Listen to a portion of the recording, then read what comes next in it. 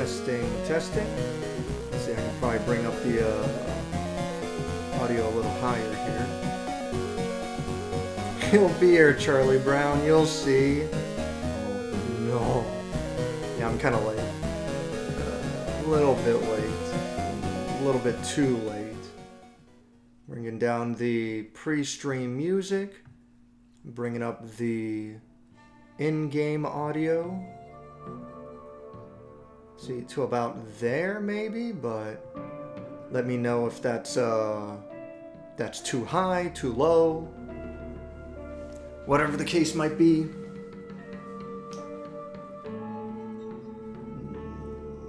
Adjusting some stuff. I got a new timer. I'm very happy with it. I wish it was fancier, but at least I don't have to rely on the Great Pumpkin is here. No. Haven't seen anything Charlie Brown. Haven't seen anything Charlie Brown related in a long time. Let's see. Do I want this scene? No. That's not the scene I want. This is the one I want. Time for the next giveaway. Whoa!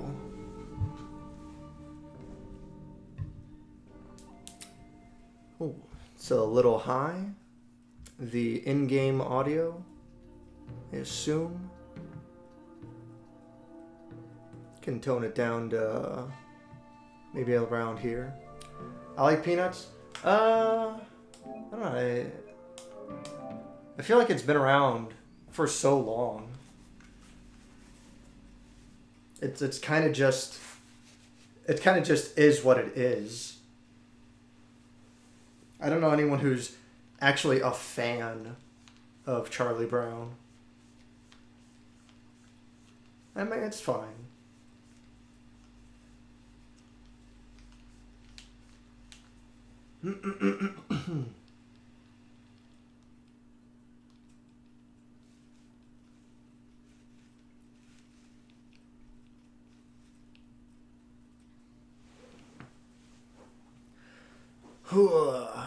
One hour to the next garbage dumping. Yeah, that sounds about right. What do you what do you got against garbage dumping, huh? Come on. Well, what do you have against garbage dumping though? So, I skipped ahead. I think the biggest thing that I didn't stream, that I played offline, well, the school's full of mannequins now, but they don't do anything, which just kind of funny.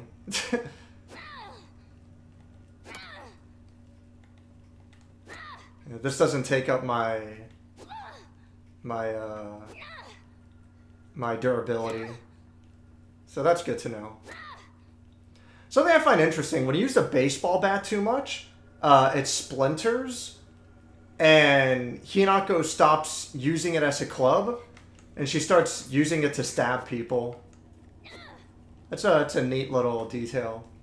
So anyway, the biggest thing that I think you guys missed that I played on my own is Hinako, Rinku, and Shu. They all showed up at the hell's that sound? Get me in there!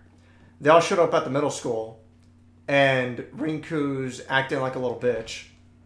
They're in this room, and she's like, I can't fight on my own. I want to stay with you, Shu. Shu and Riku went on ahead to the school and left Hinako behind a little bit. And Hinako eavesdropped when she got closer. And Rinku's like, that was the end of the last stream. Rinku's like, stop lying. You're not worried about her. You know that she can take care of herself. And then Hinako comes around the corner and she's like, see, she was fine all along. And then the last time I played offline on my own, before I got to this part of the game,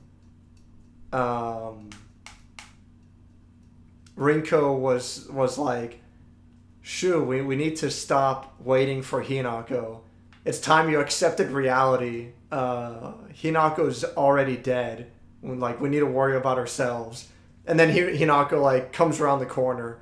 She's like, oh, okay, she's here. She was like, see, Hinako was just on her way. We can't leave her behind. It's like, why is Rinko such a fucking bitch? So I think I got the key for the second floor. It's so loud. So that's what I'm going. That's where I'm going to now. Oh, and it's been around for decades. Yeah, I don't know. Dave confirmed bad streamer skipping half the game. Just play the game yourself. Just imagine playing video games yourself. I don't know. I didn't want to wait. I want to keep playing the game. Yeah, garbage day. She's just standing there menacingly. I think it's I don't think it's a hint at like, we've all been dead the whole time. Although I wouldn't be too surprised. Oh, the door closed. I wouldn't be too surprised if that turned... Oh yeah, I got a sledgehammer, by the way.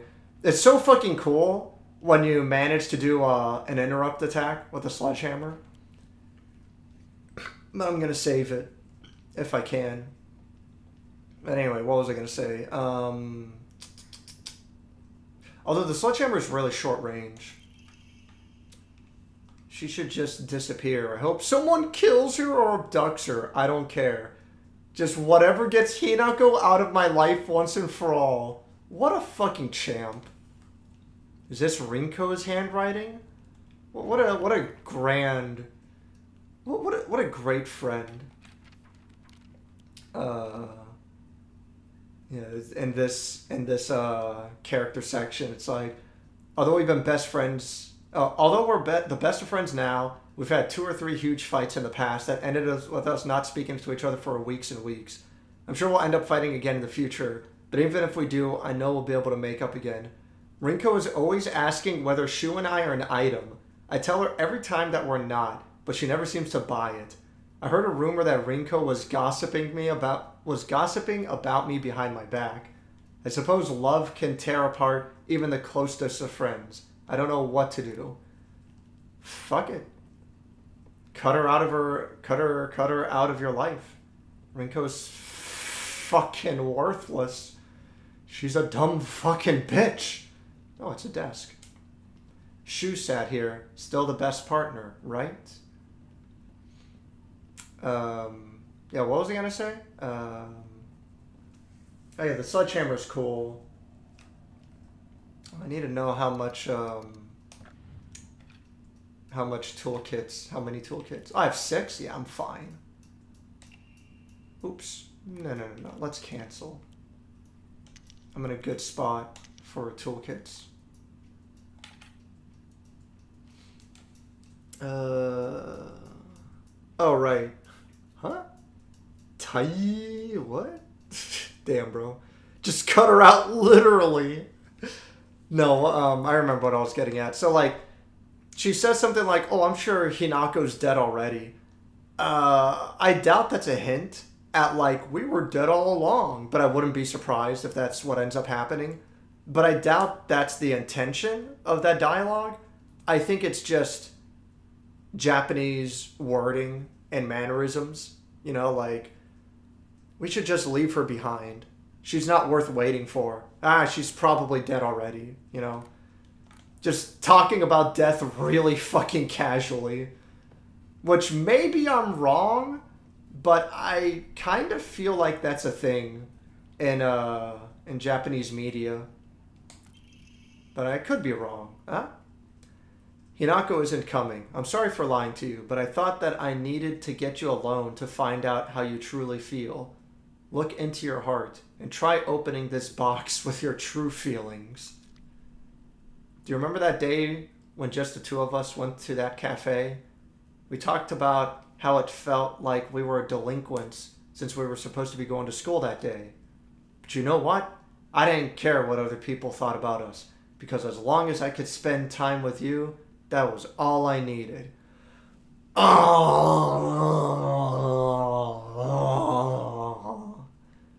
We both ordered the same cake that day. I can still remember how my heart almost burst out of my chest the moment the same words flowed from those lips.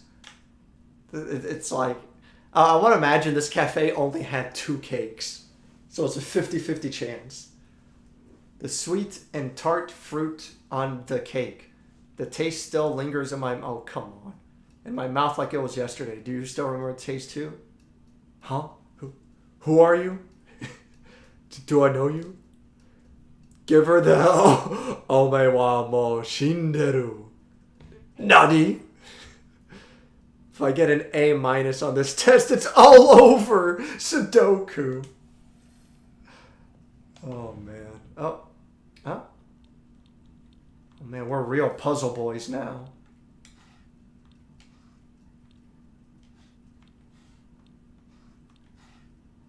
Huh?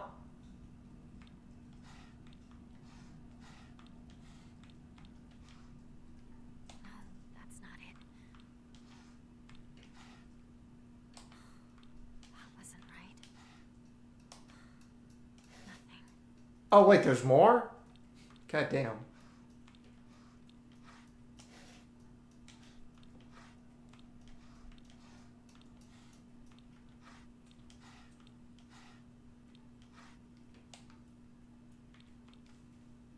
Huh? Oh.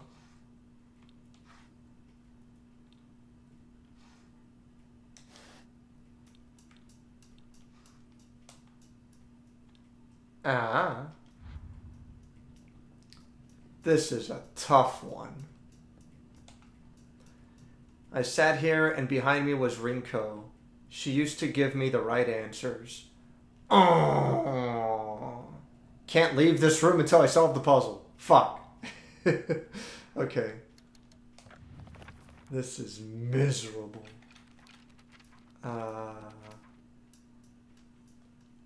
Let's see.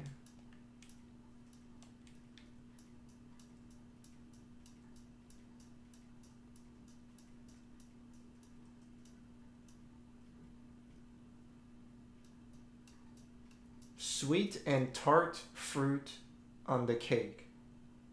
So just sweet and tart fruits, I guess.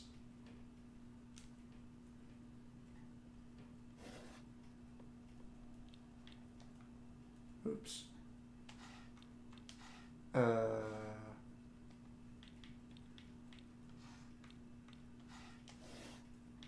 Guess apple's not really sweet, so to speak.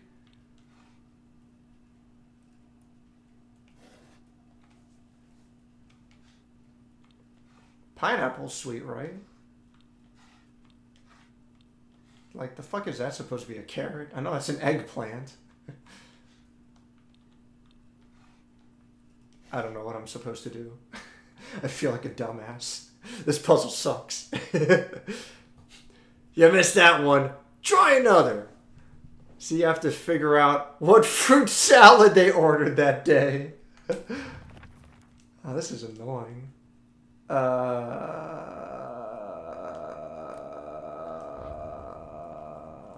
Huh? Man, if I knew this was going to be the issue, I would have figured this out before I started streaming.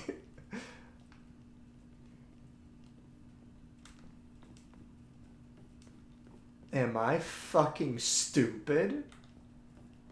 I could be. In fact, I'm positive that I'm a fucking idiot. This puzzle stinks!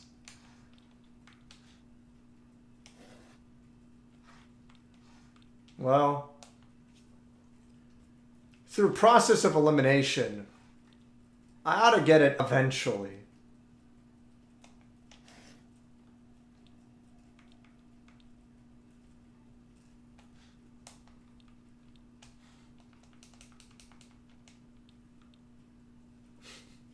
Do you need everything that's sweet and tart? Is it just one of each? What do half of the symbols even represent? Yeah, I don't know. I don't know. I kind of don't like this puzzle. So that's a fucking pumpkin. A pumpkin's not even a fruit. So we got apple, cherry, I guess a pie. A pie doesn't count as a cake, I guess. So fuck it. Got an orange down here, I'm sure. Citrus. Citrus is sweet. Obviously, you know, bonsai. Like, so, I don't count either of these. Well, we got like a carrot or yam and a sushi. So, neither of these. Oops. Oh.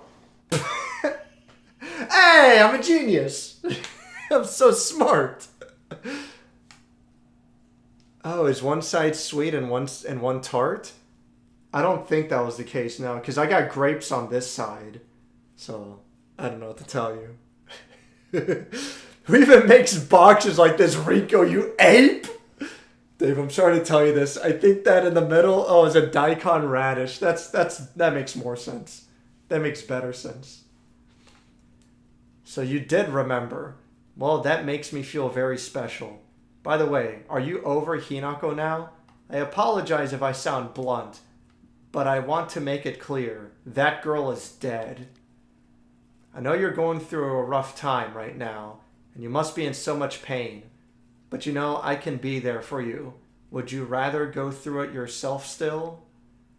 I can picture us slowly unfolding the pages of our hearts, talking about all the small, mundane details of our day-to-day lives. By filling up one journal after another with our thoughts, I know we can make a fresh start. Oops. A blank page upon which we can write the new story of our lives. Surely you can see it too. Bitch, I'm blind. And pumperumps are... Huh? Pumpkins? Pumpkins are fruits? Are they really? Oh, what the fuck? Another box? Nah. I'm gonna have to file this one under a little bit of the good old-fashioned go fuck yourself. Another box? A blank page upon which we can write the new story of our lives. A fresh start. Okay. Paper, book. Yeah, I guess all the books. Real fucking clever. Does that count? Maybe.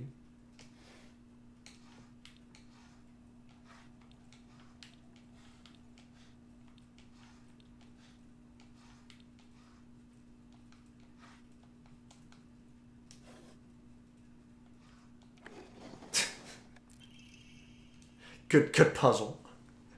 Ranko! I'm in pain from listening to that letter. Pumpkins have seeds in them, so yes, really? Huh. Tomatoes have seeds in them. And tomatoes are technically fruits, but people often treat them as vegetables. So is it just like as long as it has seeds in them? Mayhaps. I'm glad that you're trying to stay positive. And remember, I'll always be here for you if you need anything. I just like solving puzzle boxes. I don't actually want anything to do with you. Yeah, tomatoes are also fruits, yeah. You know, you're not the only one who's sad because Hinako's no longer with us. So I guess Hinako really is dead? And she's in the afterlife? Okay. I didn't expect it to be thrown out so bluntly like that, but alright. Bob, shut the fuck up. Shut up, Bob. That's pretty funny, though.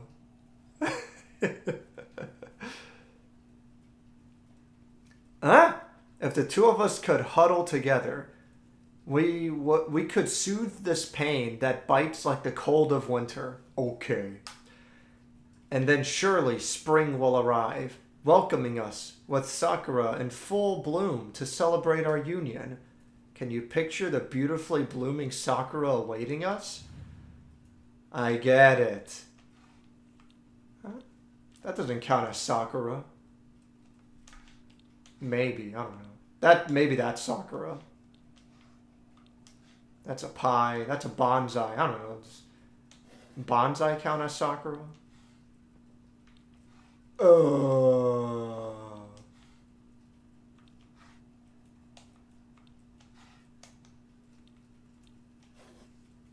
I don't know how to do puzzles.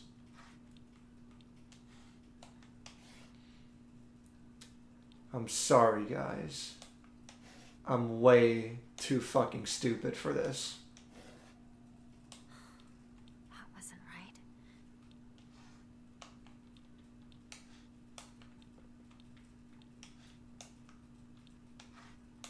Guys, like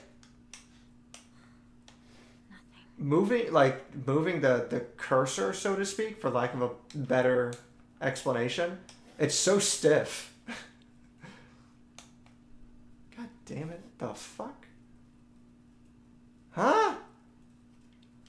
Alright, what? That's not Sakura.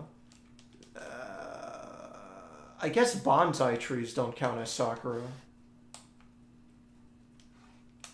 Oh, okay, there we go. Dear Shu, I like you. I love you. I always have, and I always will. I'll be waiting to hear what you think about me.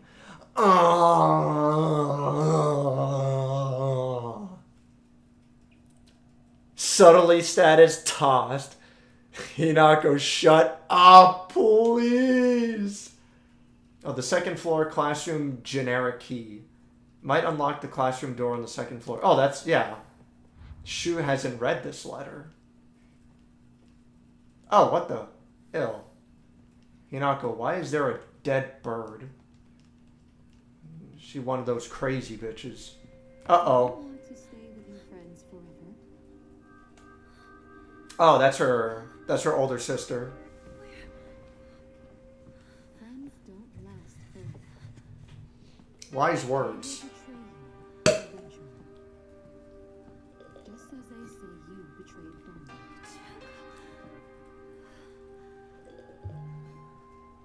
Whether their worth is justified. Hinako, you dumb bitch. You're following your own shadow. For you to decide.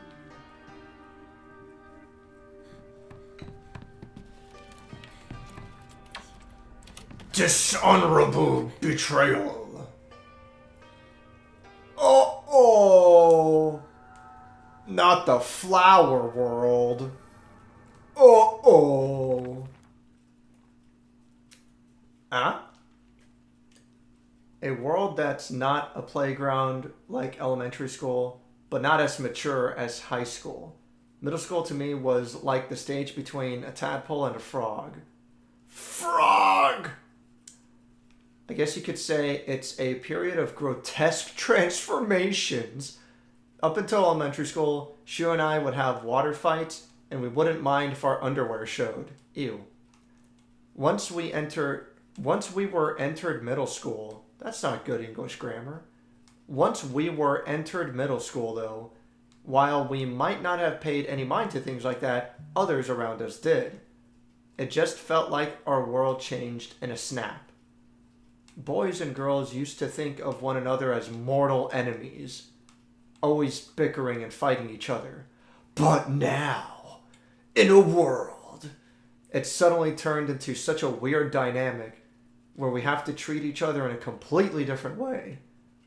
It's fine for people who want to do that because the people around them are doing the same. But for someone like me, who really couldn't care less what people think, that's not the case. Ho ho. Ho ho. Not the spooky floor. Symbolism. Is that their version of rust and shit everywhere? Yeah, it's the flower world. Again, why even bother distinguishing between real and fake world when stupid shit happens regardless? Yeah. I think it's like when it's the fog world, it's spooky. And when it's the other world, it's spookier. It's already made it this far. That's I mean it's whatever. It's just bonus spooky.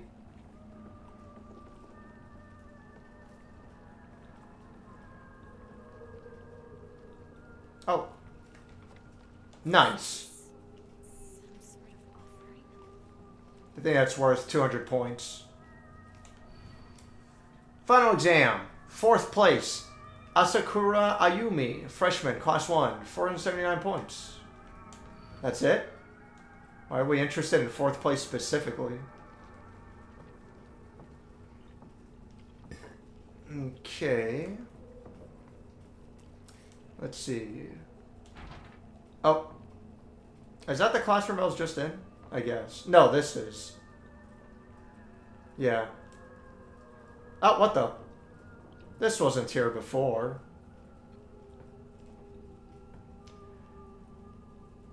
This blackboard can't do anything for me because I can't read.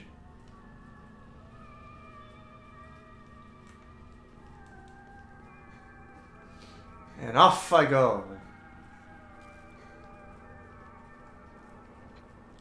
What about this door?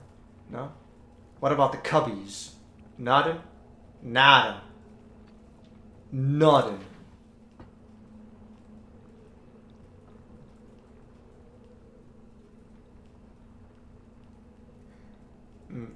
Okay. Old annex main gate key. The key to the old annex behind the school. It can be used to open the hall doors. Okay. I think I know what that is for.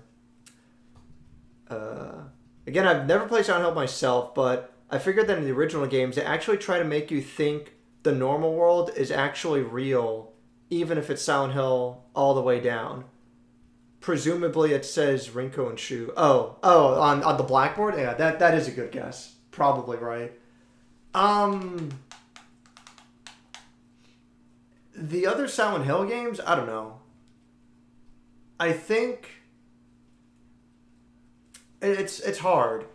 It's hard to say. I think on the surface level interpretation, so to speak, the fog world, you could be like, oh, so I guess this is the real world. This is part of the same fucking dimension as Earth. And then when you go into the other world, that's the alternate monster dimension, That's what you could look at it like on the surface level. But if you try to examine it further and you try to like rationalize, but you don't have to look that deep. There's a lot of shit, and I'm only referring to the first 3 games because the first 3 games are all that matter. Everything after that is super fan fiction. And if we're gonna go into the lore of all the games, like we'd be here all month. So just referring to the first 3 games, there's a lot of really weird and crazy shit that happens in the fog world. Like shit that doesn't have any rationale. That it makes no sense. Like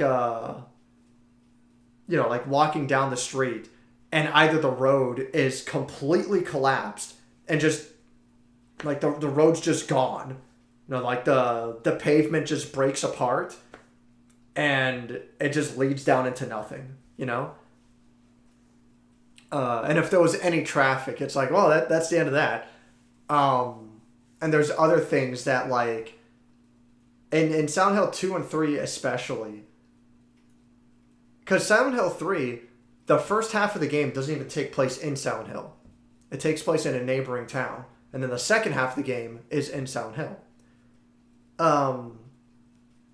In both Silent Hill 2 and 3, you'll be walking down the road and it's just normal pavement, like a normal road, normal sidewalk.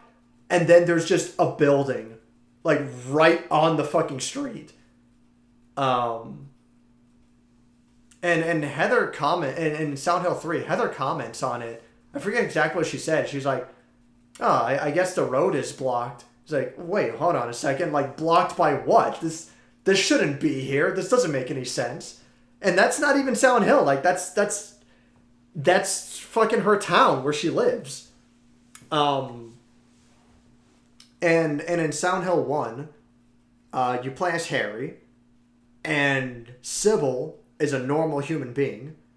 Dahlia and Dr. Kaufman are clearly villains, but for lack of a better word, they're normal human beings. Silent Hill 2 is kind of its own thing, but it's similar. You know, you got James, you got Angela, you got Eddie. I forget what the little girl's name is. But you have, like, normal humans, and James interacts with them all, you know? And both the normal world and the other world. In Silent Hill 3... in both Silent Hill 1 and Silent Hill 3, Heather survives and escapes with Douglas, who's the private detective. In Silent Hill 1, Harry survives and escapes with Sybil. So it's like, I don't know, once you enter Silent Hill, you've entered this alternate dimension as a whole. You know, it's not like, oh, the fog world's the real world. And it's like, everything's just fucked, you know? I don't know. No, but it's a good guess, yeah, Rinko and Shu. Silent Hill 4, this is not reality! Not reality! This is reality. Yeah, Mouth of Madness. Mouth of Madness, same director as those other movies. The Thing and... Oh god, and It Lives? Or It's Alive? It Lives, right? I think It Lives. But yeah, fucking... I don't know if I want to say I need to see Mouth of Madness, but it seems interesting. Maybe I should check it out. They built Silent Hill over a dry marina trench. It's fine. Yeah, I don't know what the rules are. I wouldn't be too concerned about what the rules are. I think the lore is meant to be vague on purpose. Right, John Carpenter, The Thing, They Live, Escape from New York. Yeah, he did Escape from New York too, yeah. That's the same director, right? He also did Mouth of Madness, if I'm not mistaken.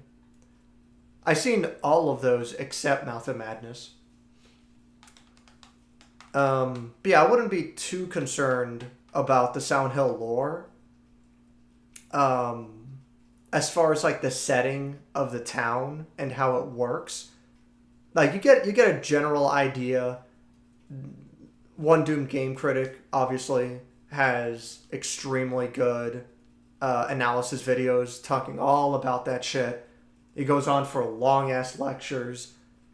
But I think he has the best theory that Silent Hill is run by an uncaring entity that feeds on the nightmares of those who enters. And it purposely causes anguish in people. And it's frustrating.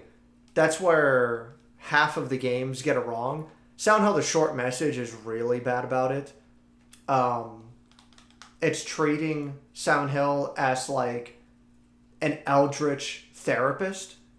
Like, we're going to help you get through this trauma. And it's like, why would the town care?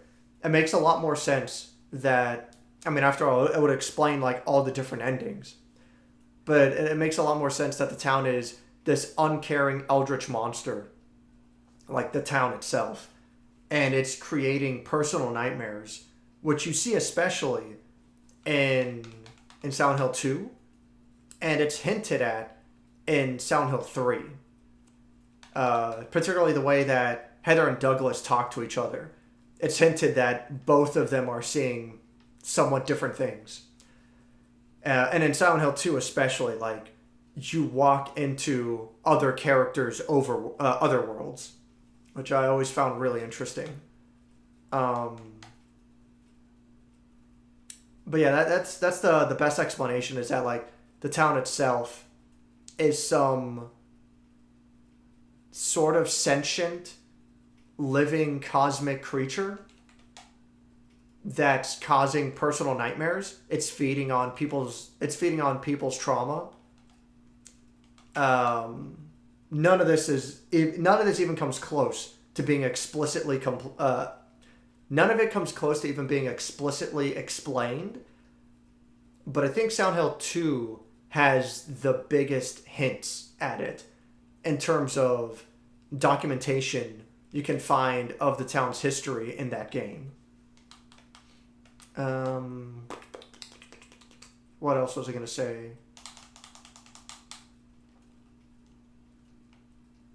I don't know. That's about it. I think the more interesting thing is to look at the games as character studies, so to speak. Like, why do characters act this way? What do they do when... What does this kind of character do when he's confronted with this sort of situation? You know, things like that.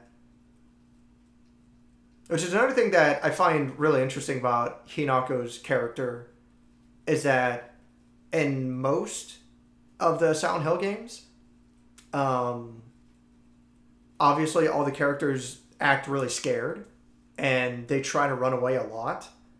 They don't like to... They don't like confrontations, obviously, because it's fucking monsters. That's part of why I like Heather, because Heather wisecracks the most.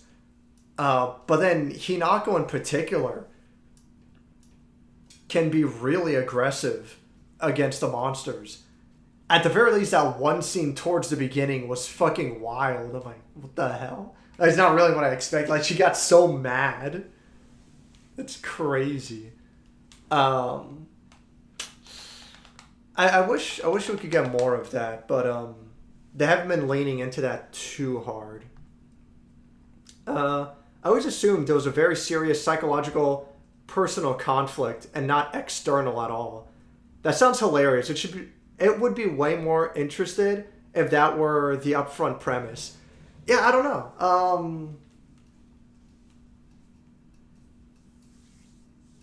I think the developers were going for something like Twin Peaks. And by that I mean, with Twin Peaks, there's a lot of, like, there's the murder mystery, and then there's the soap opera aspect, and all the characters act really weird, you know, and silly. But there's also this alternate dimension, supernatural aspect that's really fucking weird, that never gets properly explained. And that supernatural aspect seems to influence the town in some ways. I think that's what they were going for, was like, this town's really fucking weird. Don't worry about exactly why the town is weird. Just, the town is weird. Here's the shit that happens. So, I don't know. I think you look at it more from that standpoint. Less analysis why exactly these things are happening, and more like, fuck it, these things are happening. Let's see how the characters react. And that's the idea. If you're not into that, if you don't like that aspect, I can't blame you. I get it. But that's what I get out of it. I like the setting. I think it's neat. I like the visuals. I think Silent Hill's cool. At least, you know, half the games are cool. The other half of the games are fucking dog water. I've seen a decent amount of Carpenter's movies, and it seems he peaked in the 80s, had some decency in the first half of the 90s. But past Mouth of Madness, his films weren't worth watching. Or at least I've heard Civvy11 say. I've heard a lot about Civvy. I've never seen any of his stuff. For fuck's sake, Twin Peaks. So you mean they were going for batshit incomprehensible lunacy? Yeah, exactly. Yeah, they really were. Yeah. It's a weird little... it feels like a cop-out to be like, oh, they were going for something like Twin Peaks. But I feel like... I don't want to say a lot. I don't want to say a lot of developers and writers or whatever were influenced by Twin Peaks, but I feel like Twin Peaks keeps getting brought up. Obviously, Deadly Premonition is one of the big ones. Actually, I mean, I need Doomed here for this, but I think Doomed told me one time, or he explained before, that the creator of Deadly Premonition never heard of Twin Peaks before he made the game, which has to be a straight up fucking lie. No other game looks like it's more influenced by Twin Peaks than that. But what was I going to say? But yeah, fucking in an interview, the development team behind Link's Awakening said they were heavily influenced by Twin Peaks. Which I can see. I think Link's Awakening and Majora's Mask are the two most Twin Peaks-like, for lack of a better term, as far as Legend of Zelda games go. But yeah, it's like ever since I heard like they were inspired by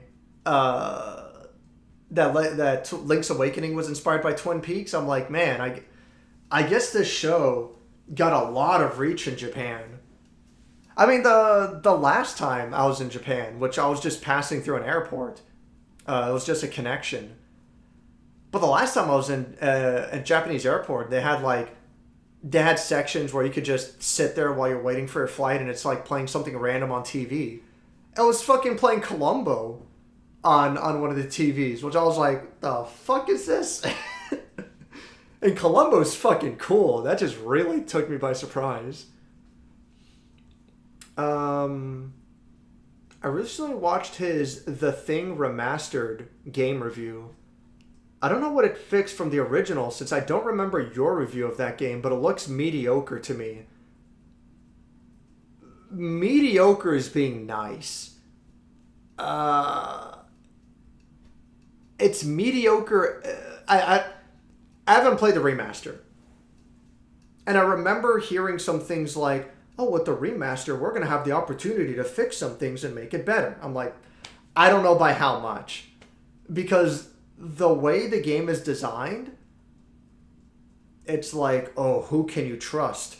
You need to use the blood injection on one of your teammates, your squad mates. And if he transforms, then he was a monster all along. Ugh, you know? But you only have a limited number of the blood tests. So you have to be wise about how you use them. The whole thing's a fucking lie. There's one part in particular, because, you know, it's a video game, especially an old video game. So much of the game is triggered by checkpoints. You know, they'll funnel you down a specific hallway, and then halfway through the hallway they put a checkpoint. So when you go through that hallway, something happens, triggers a cutscene. You know, spawns enemies, locks a door behind you, so forces you in. That's like classic video game stuff, right? So, there's one level in particular that you have a squad mate. You use a blood test on him. He doesn't react. Cool. He's not a monster. And you can like do a test on him, you know, right in front of the trigger. You won't know what the trigger is initially, but, you know, just the whole thing is scripted as a point. If you do the blood test on him, he doesn't react. Then you walk past the trigger, he immediately transforms. It's like, yeah, go fuck yourself, you know?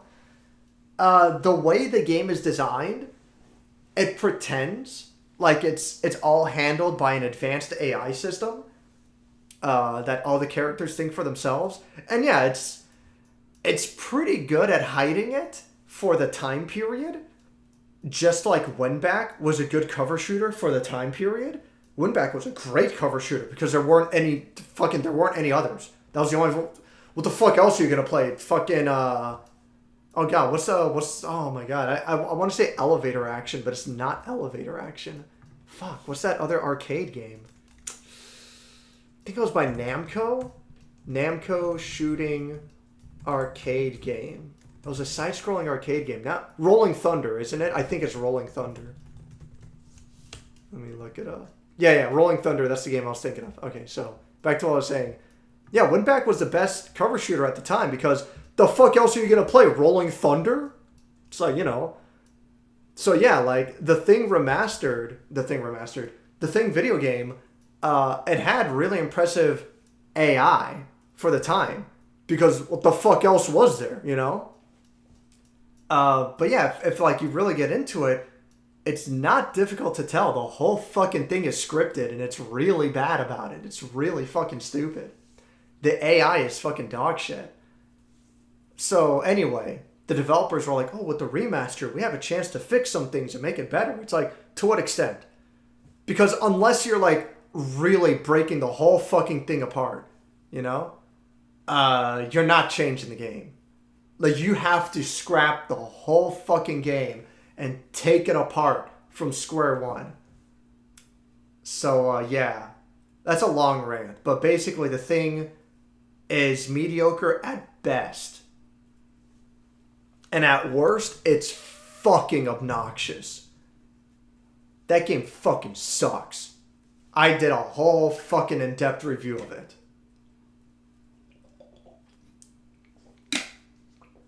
But y'all have fucking psychos. You have absolute psychopaths out there. Not saying that Civvy said the game is good. I don't know. I've never seen it, so I have no idea. But like, you can look up reviews on Metacritic from back in the day. All those people are like, oh, it's revolutionary. It's like, what part? Video game reviews were always bad. Always. I'm gonna... fuck it. I'm not gonna bother. Oh, no, you know what? It might not be that difficult to track down. Where's my Pound of Flesh article? I'm gonna post a Pound of Flesh in garbage dump of my Discord, because that's always mandatory. Video game reviews have always been fucking bad.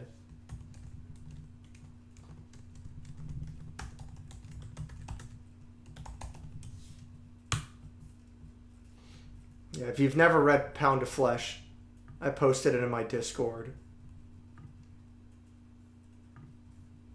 Anyway, let me get back to the chat, because I've been ranting. I've been going off. Killer 7 is extremely weird and off the wall, but it's also very maximal and actiony. Yeah, Killer 7's fucking cool. I like Killer 7 a lot. Hey Beavis, did you see Twin Peaks? Yeah. I forgot to tape. Shut the fuck up. Twin Peaks is a pretty good Beavis and Butter joke. There's a sports bar restaurant not far from where I live called Twin Peaks, and it's like a Hooters ripoff for obvious reasons. Yeah, I don't know. Every time I'm like, man, I wish this was actually based on Twin Peaks. I thought so. What's up, Zyno? I thought so. And what's up, Flint Smirk? I didn't even say hi. And what's up, Sticky?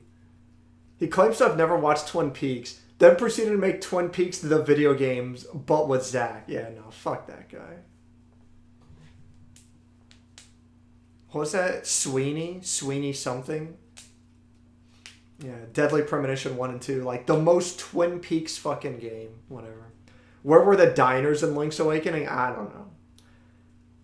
I never heard someone describe Majora's Mask as a Twin Peaks-like, but it fits. I don't know. Is it really that unusual? I felt like it was kind of obvious. Just that, like, Majora's Mask has so much of an emphasis on interacting with the townspeople, and all the townspeople have their own little lives, their own minor details. They go through their routines, they have their own problems in life, and they all just act fucking weird, you know? Mm-hmm. I felt like it was kind of an obvious fit. I don't know.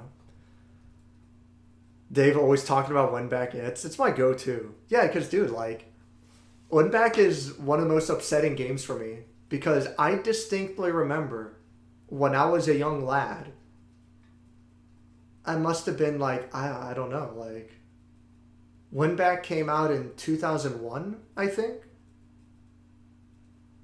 So, I don't know. How I'm bad at math. Oh, like 24 years ago. Yeah. Man, how young was I 24 years ago? Oh my god. Yeah, I must have been like 12 or 13 years old. And I remember thinking at the time, like, this is the coolest fucking game. This game is so fucking cool. And I wanted that to be my first review for the channel because I wanted to start with a classic game that I remember liking a lot, but that people don't, that I thought anyway, that people don't talk about. And I'm like, yeah, you know what? I want to play Windback again. And I tried playing it. I'm like, Jesus fucking Christ. This game is fucking terrible. It was insanely bad. I'm like, how did I used to like this shit? This is fucking wild. I don't know, man. Literal fucking peekaboo game, yeah. Yeah, what is that, oh my god, what's that racing game? Daytona 500, yeah. Rolling Star! Dave's obsession with Winback and Awesome P. I have an obsession with Winback. I'm not the one obsessed with Awesome P. That's fucking everyone else who keeps bringing it up. It ain't me. I swear. It's remastered. They ain't changed much. They took out a scripted stealth section and just lets you kill the enemies. I mean, okay, fine, but... So if you said the Thing remastered game is in the middle, not good, not bad, I say it's pretty fucking bad. I don't know. It's okay, Dave. Not everyone can be born with impeccable taste like me. Oh my god. Note to the teacher. Ayumi from the track and field club said she found a key with keybox written on it during practice. If she still hasn't gotten back to you, then she probably left it in her locker when she went to change. To be honest, I wouldn't be surprised if she forgot. She looked exhausted after practice. Interesting. Okay. I think I know what this refers to. I have to keep that in mind. No, excuse me while I go play Sonic Adventure 2 again. If you don't mind, I need to 100% the Chow Garden again. Nice bandage. Oh man. What are monsters doing here? Jeez. I have 6 bandages? Alright. I can work with that.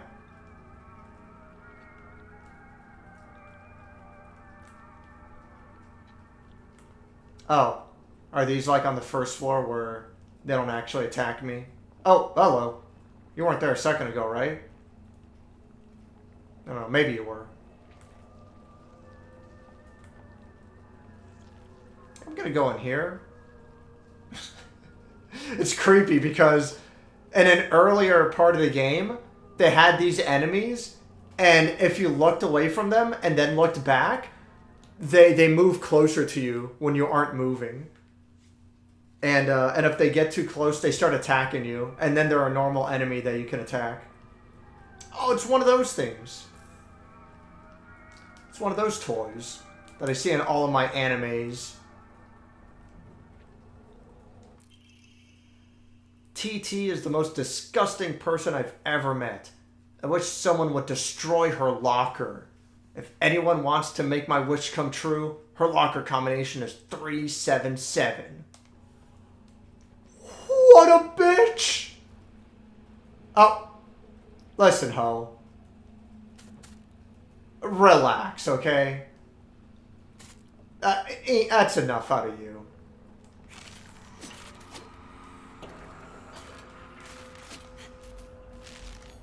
Shit. I suck. There we go.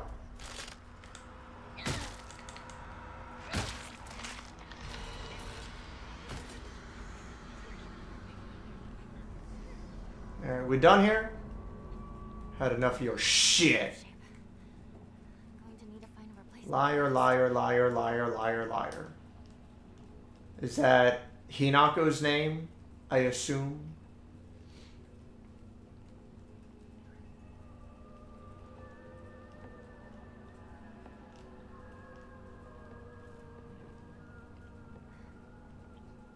Oh. Oh, okay. He's still there.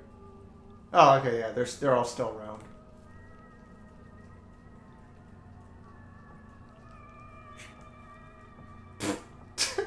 Okay.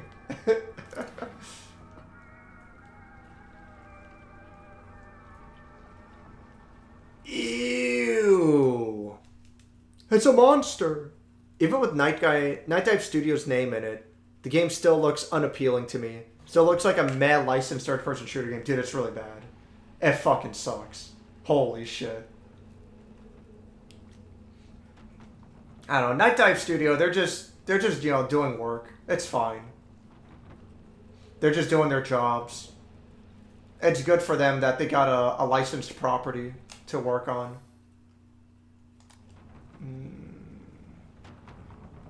Oh, wait a second. Do I... it wouldn't be here. Damn it. I might have to go back up to the second floor. And I'd kinda rather not to. I'd kinda rather not.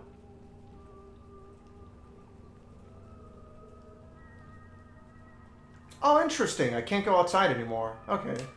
I used to be able to go through this window and then into the main yard. Okay, so they blocked it off.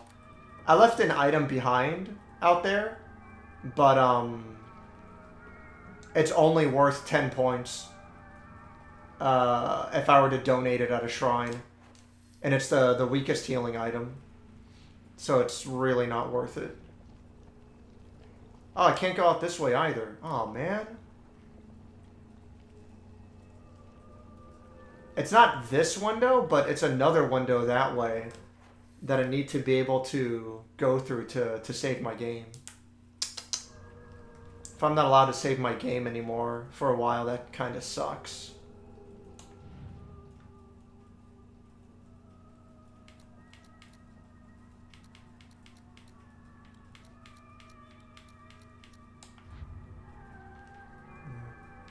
That's not the, Seems that making secret codes with numbers and symbols is all the craze these days. The fuck is that supposed to mean? Oh. That's showing the answer. Got it. Not tutorials. Information? No. Oh, right. I have to go to collectibles.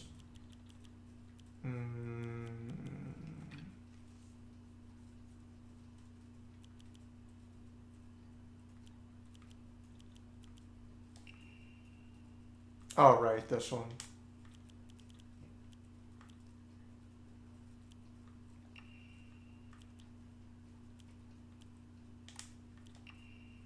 Yeah, 377.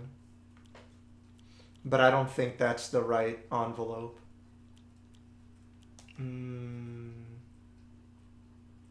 Okay, so Ayumi.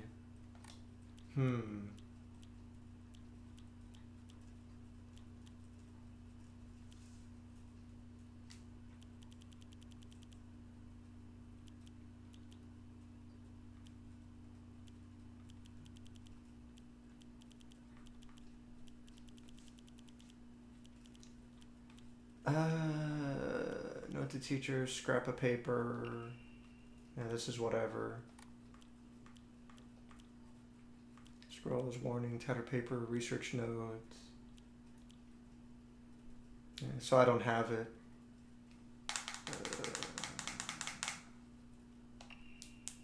Yeah, that's whatever.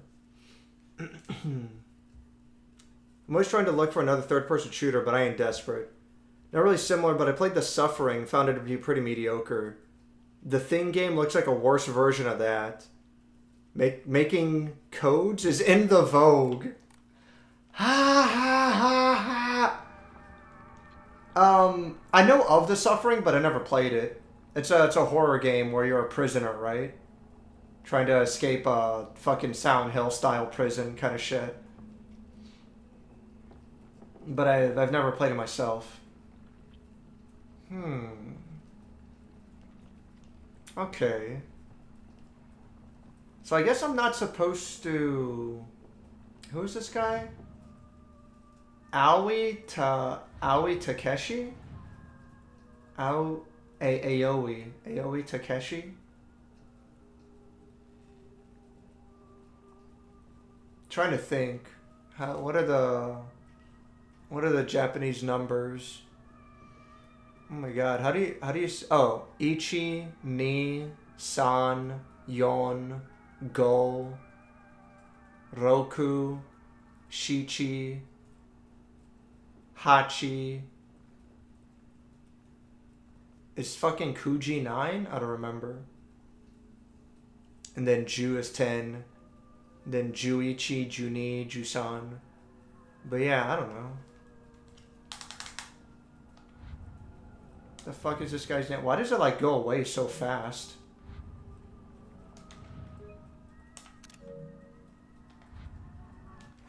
What the hell is this idiot's name?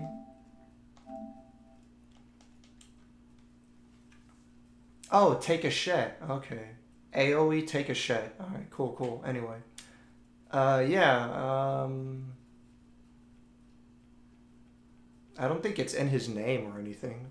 Just read Japanese, duh! Dury, the chuffening. The hell? Suffering's that prisoner game, yeah. Not really worth it unless you really go for third-person shooter horror games. Yeah, I'm good.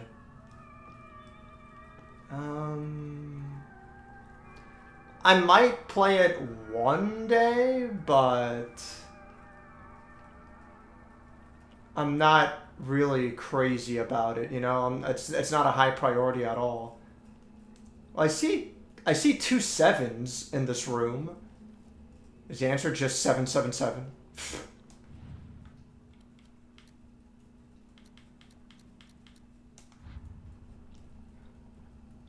If it even means anything, there's a 7 here. And then there's a 7 there. Is there even another number anywhere in this room?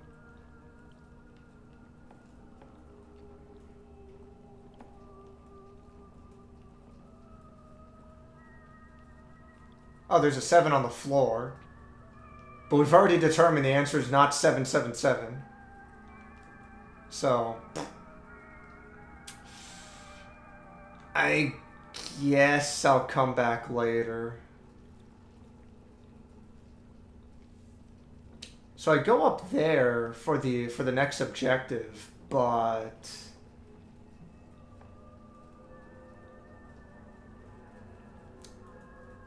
nothing in the... I've already searched these before. Nothing else in the cupboards.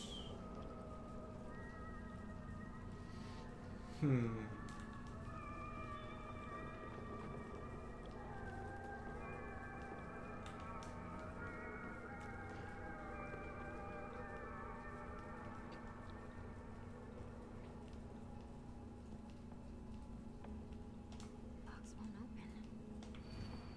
I need a key. Yeah, that's whatever.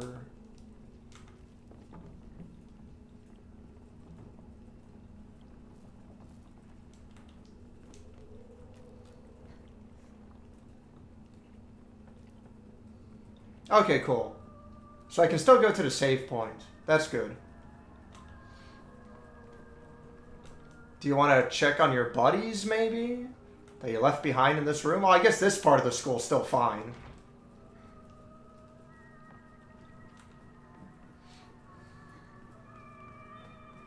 Alright, I'm gonna donate my items and then save my game and explore a little bit from there.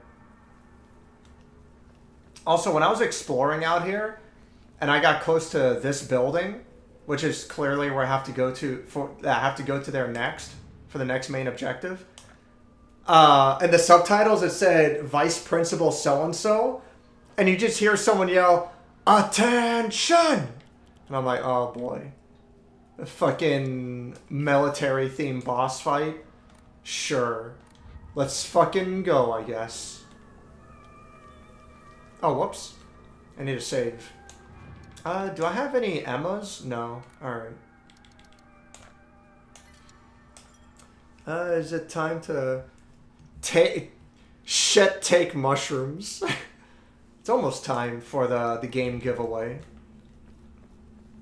Another 6 minutes or so. I'm gonna go back up to the second floor briefly. Hopefully I don't have to fight anything. Leave me alone! Oh my goodness. I just wanted to read this. That's not even the guy. But I will take a screenshot of this.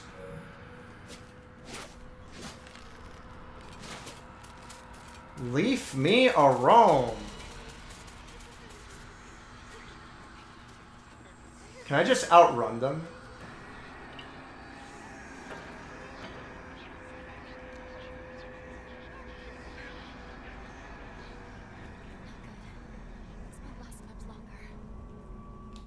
What was the number? 479. Oops. That's probably not the code, but That wasn't yeah. right. I'm out of ideas.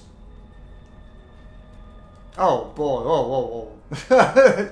I didn't notice these goofsters.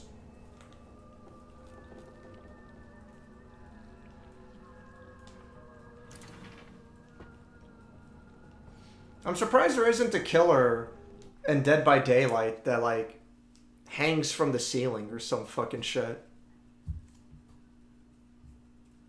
That's the girl who has the key. Yeah. Sporty McStupid. Yeah, Ayumi. I don't know if knowing her grades is gonna do anything for me, but at least I've got the screenshot. Mickey, I have absolutely no idea how that crazy formula spells Asiteru, but I love you too. Huh? Asiteru? I don't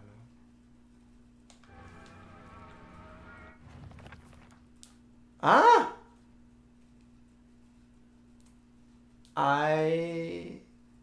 Asiteru. Is that supposed to mean something? Do I have to unscramble the letters?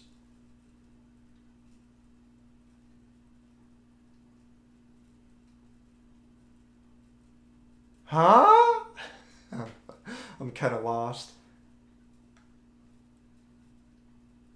You read. I don't know. I feel like a dumbass. I feel like a fucking retard. What am I supposed to get from that?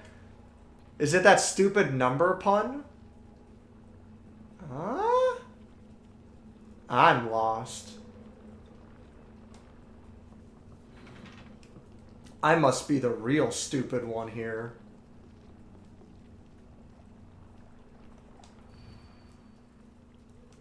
Asakura Yumi, row 4, line 2. Okay. So this desk. The locker room key. Key that is used to open and close the school locker room. I'm a tortoise. The bus is calling out to me. I didn't get the news that school would be so far away. Bus, bus, the best thing in the world. I love it so much, I made it my locker combination.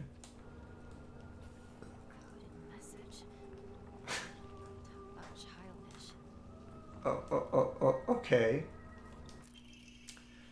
Oh, how I wish I could just climb inside his locker and drown in his smell. What the fuck? I can't believe his combination is the same as his name. AOE. That's so cute of him, using his name and code.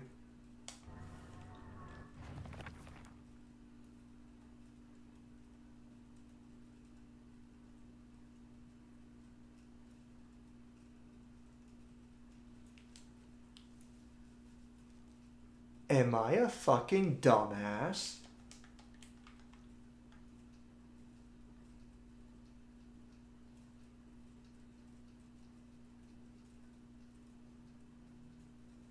You can't even put 0 as one of them.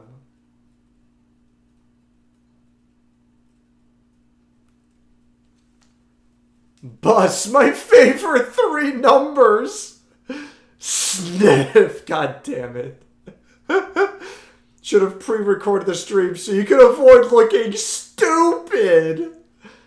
The locker combination is bus, but what could it mean? Why am I fucking dumb?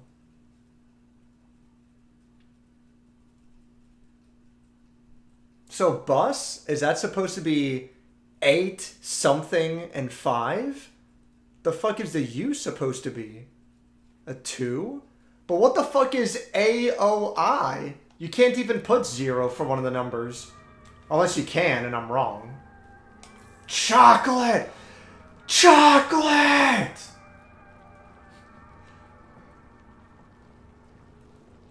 I'll try to figure this out once I get back to the lockers.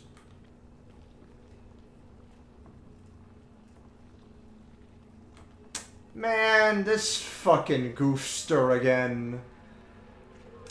This fucking dimwit. Oh my goodness. Fooled me.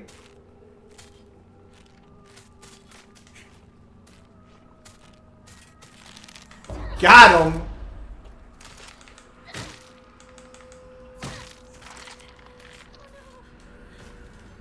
That's fine. I still have this. Oh. You wanna fucking go, buddy? Huh? You wanna play? You wanna scramble? Oh yeah. Oh yeah. Got him.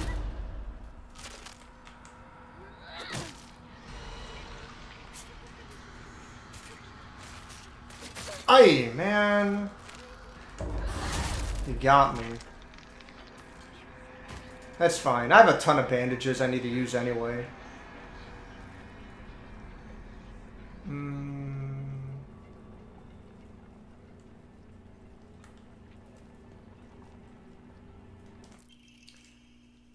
It's the code for baka. So, you know, stupid. Girl code is based off the alphabet. Basically, you just switch letters with numbers and symbols that look like them.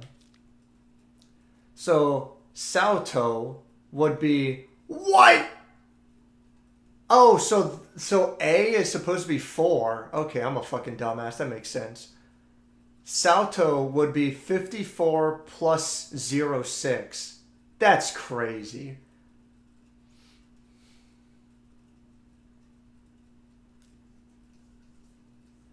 Six doesn't really look like it, but apparently it's you. So for my... Oh my fucking god. My name, Yoshida, it'd be X051. So the D is a 7. Man, what the fuck?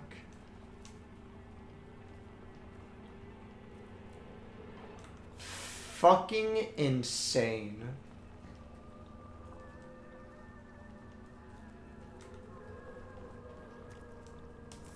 Another fucking toolkit. I have so many of these. I'm just gonna end up throwing them away after a while.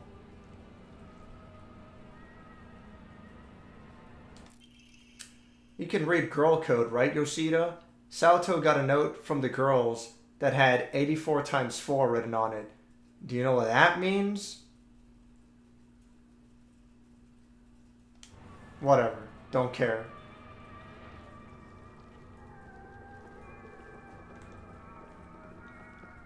Oh, 84 times 4. Maybe it's supposed to be baka. Ooh. What the fuck? Yeah, now this is getting silly. I'm good.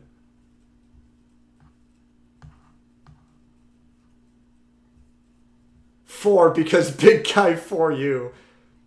Is it just like translation from letters to number and alphabet? A1, B2, C. That was my first guess, but I'm like, no, that can't be right. That doll is attacking like an Elder Ring boss. I know. Made that analysis a few streams ago, yeah. Time for the next giveaway. Oh, it is. Always told me I was slow. AoE might be area of influence? No, it's not it. Bus is 865. Right, so yeah, that's what bus is. Yeah, 865. Bus mind. I was first, Bob, you slow typer. Gonna go Japanese salaryman myself. Alright. It's time for the game giveaway. Wait a sec. How does this work? Am I stupid? I could be. Dang it. Let's see here. Sorry, folks. I'm really fucking unprofessional.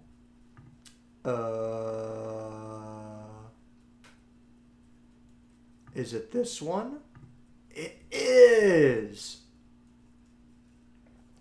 Let's fucking go. How many games are still left in here?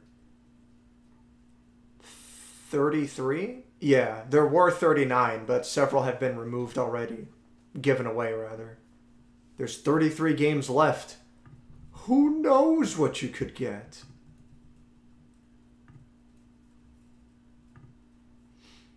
Let's go.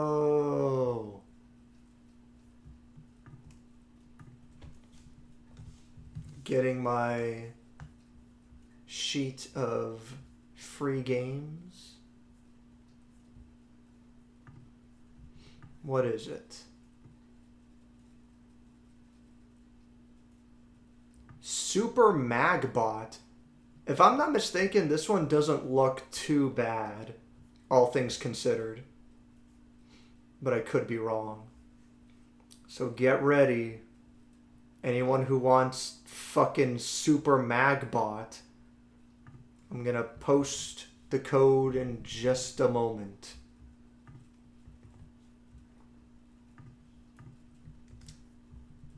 And here it is. There you go.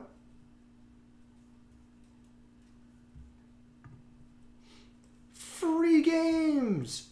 Free games! Whoa! Reset the timer. I'll give away another one. Man, what the fuck is this? 4151 plus 3 to the fucking square root of 6. Fuck off.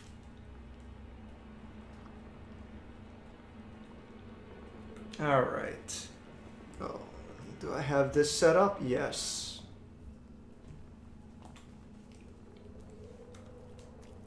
Alright, what do we got?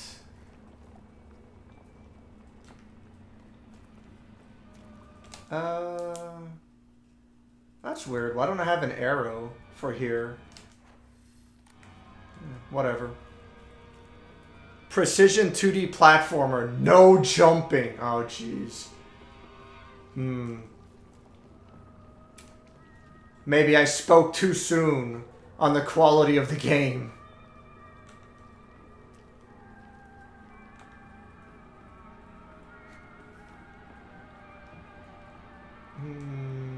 Okay.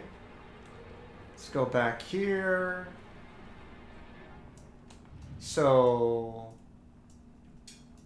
Oh, there is 0. So 4... I thought there were no zeros. My bad. There we go.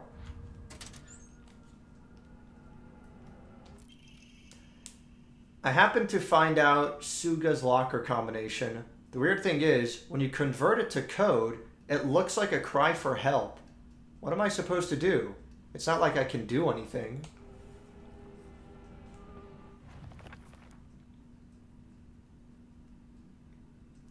Suga? Suga these nuts.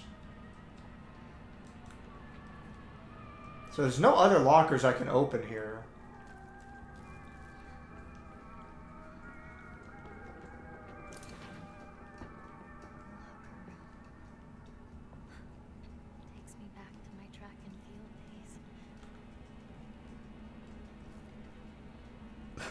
Excuse me.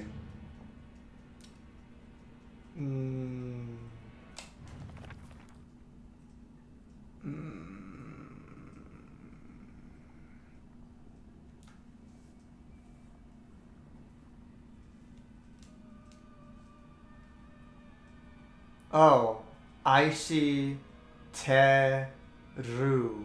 Oh, I see. So that's how those two are connected. I get it.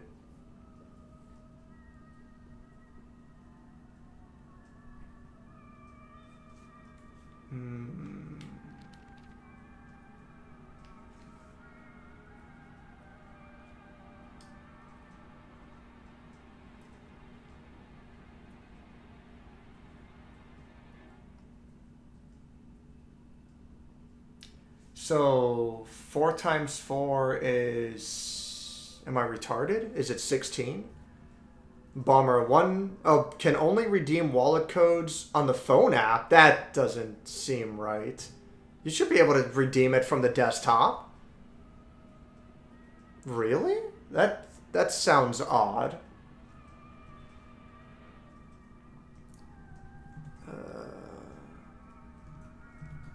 So 4 times 4 is 16. What about 84 times 4? So is it 336 or is it 816? And do I even have the right locker?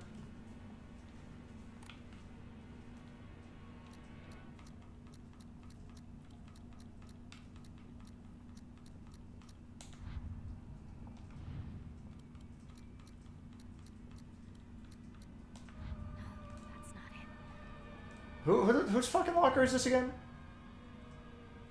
Jesus Christ. Sushiya Taiko.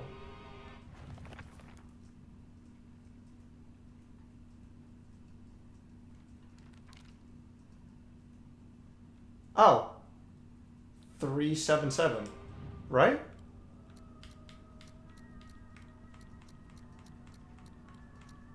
Nice. Oh, nice. Deals additional damage when using weapons with high durability. Effective only for weapons that have durability. Huh. It's pretty good. What's my durability on this? Yeah, okay.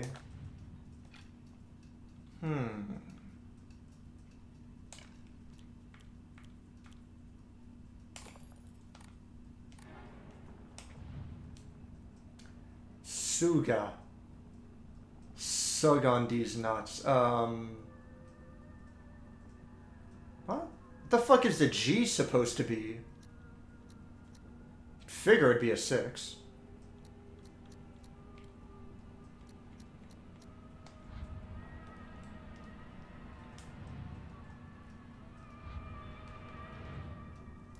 Asakura Ayumi. Oops. Asakura Ayumi.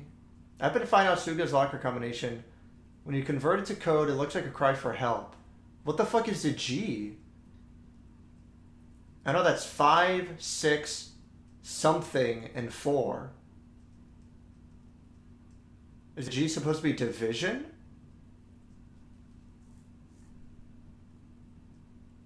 Is it 56 divided by 4? That can't be right. That wouldn't make sense. Weird.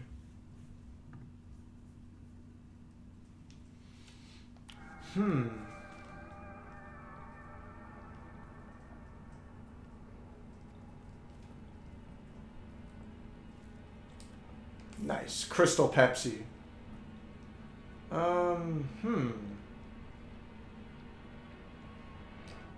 So this is Ayumi's.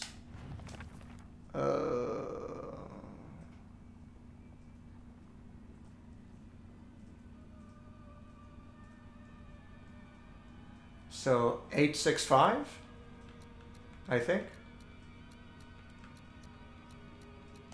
Right, okay.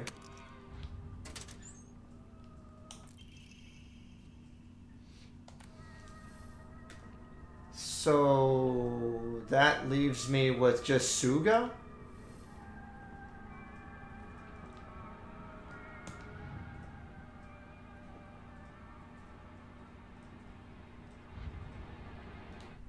I don't get it.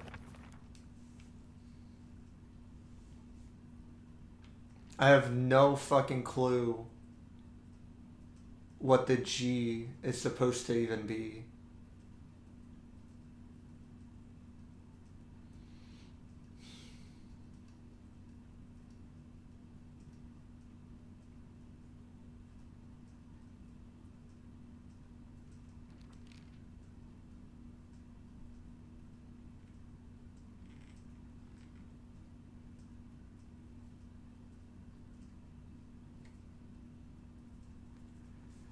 How about I find out Suga's locker combination?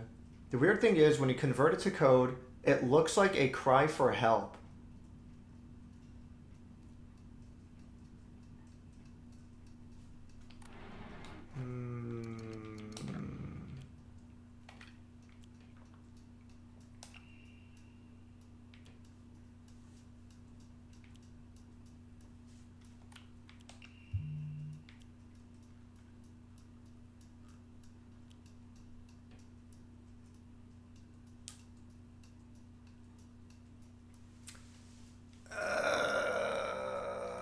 What's his last name? Yoshi?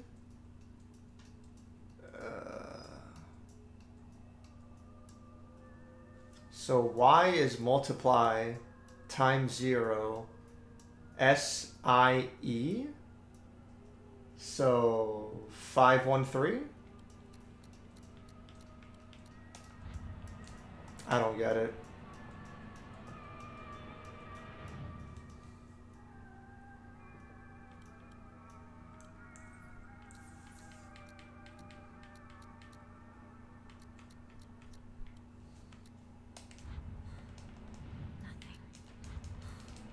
That wasn't right.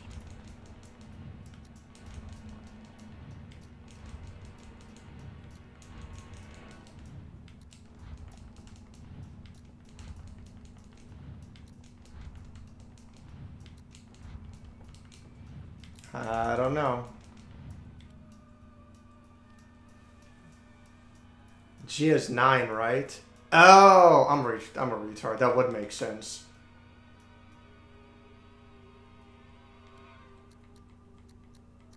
Well, but I already went through all of them though. So SUGA. So what do you do with that? Is it supposed to be UGA? So 694?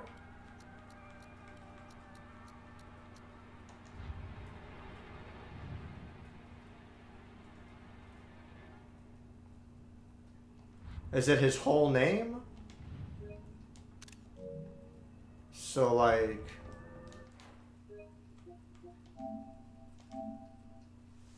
Is it supposed to be,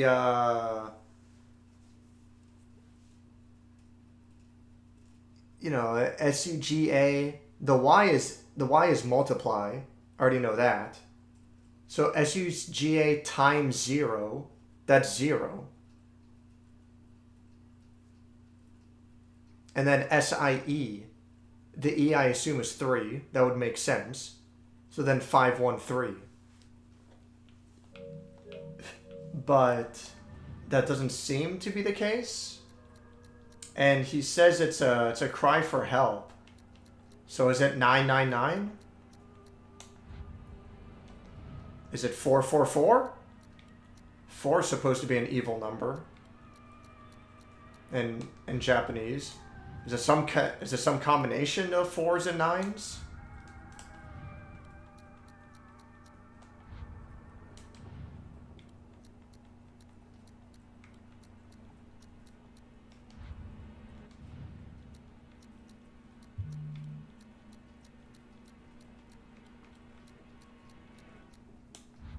I haven't a clue. Huh? Isn't the clue for Suga a cry for help? Oh, SOS? That's smart. Why am I such a dumb... Oh my... fucking hate myself. Ah. Why am I so stupid? Oh my fucking god. It's so obvious.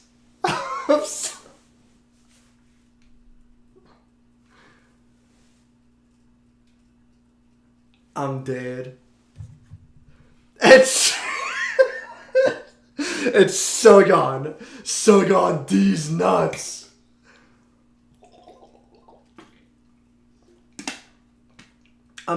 Thank you so much. I'm so fucking bad at puzzles. God damn it.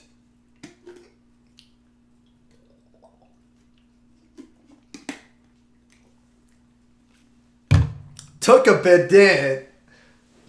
No, it didn't take a bit. I had to have the answer given to me. Oh, my school bag. It's a bit worn out for some reason, but it's fine for carrying small things. Increases inventory capacity, baby! Why is my school bag here? Oh my god, I feel like such an idiot.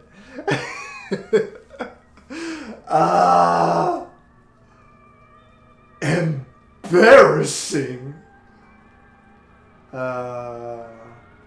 So that's... where am I? Oh, right, I'm going there next. Okay.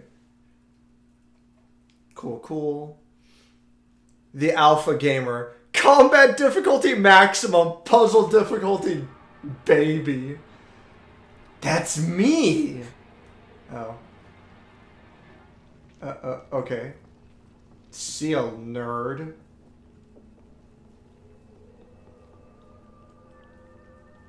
Ah! Ah! Ah! Run! Leave me alone. Oh, what the fuck? Whoa! They're fast.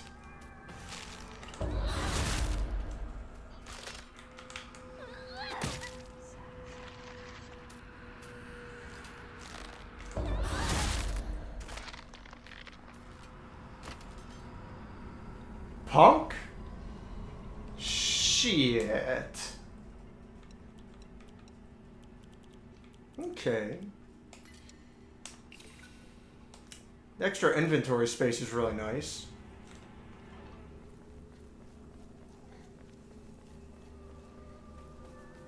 Nothing over here, right? Yeah, I can't crawl under here or anything.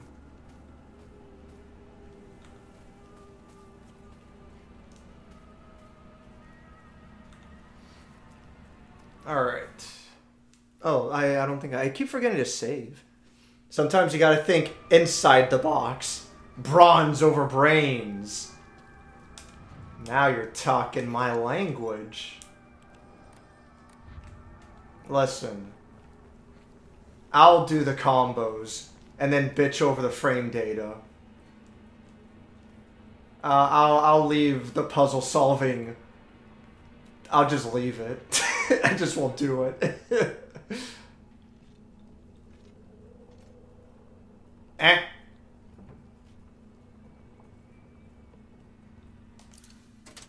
Finally found it.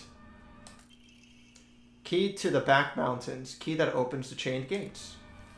Huh? Is that really it? Am I done here? Huh.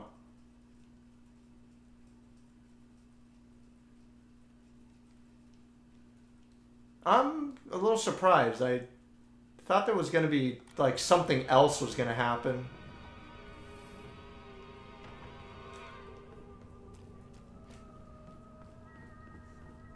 Okay. Fuck it. If that's it, that's it.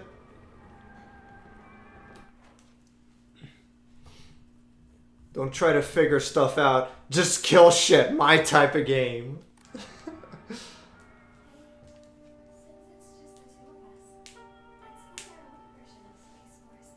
What a bitch. I could be your partner. Or maybe some kind of femme fatale. Huh? Meanwhile, Hinako here is doing all the fucking work. Got it. Found the key. Welcome back. Sorry for the trouble. Your turn, partner. We've rested enough. Sit down. Shu and I can stay up and keep watch over you. No, I'm all right. Hinako, get some rest. We'll stand guard while you're sleeping. Nighty night, Hinako. Slams her head into the desk. Bah! Oh my god.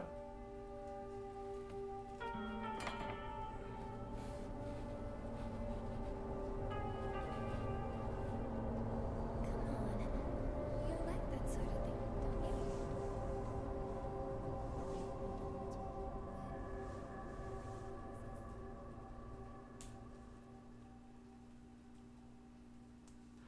She's going back to the shrine world. Shell of the past. What exactly have we learned? I feel like that's default sentimentality this whole time. That's default thought process this whole time. What exactly have we learned? I shall save your soul by claiming the life of your old self. Aww. Tuxedo Mask.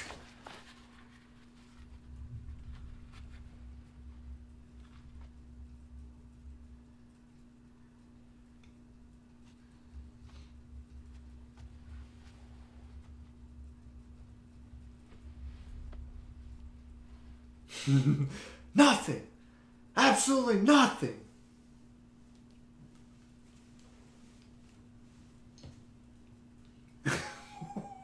When will you learn? Stupid. You're so stupid. You need rest. Oh yeah, this is from the last stream when she was eating lava. It's like, that's not smart.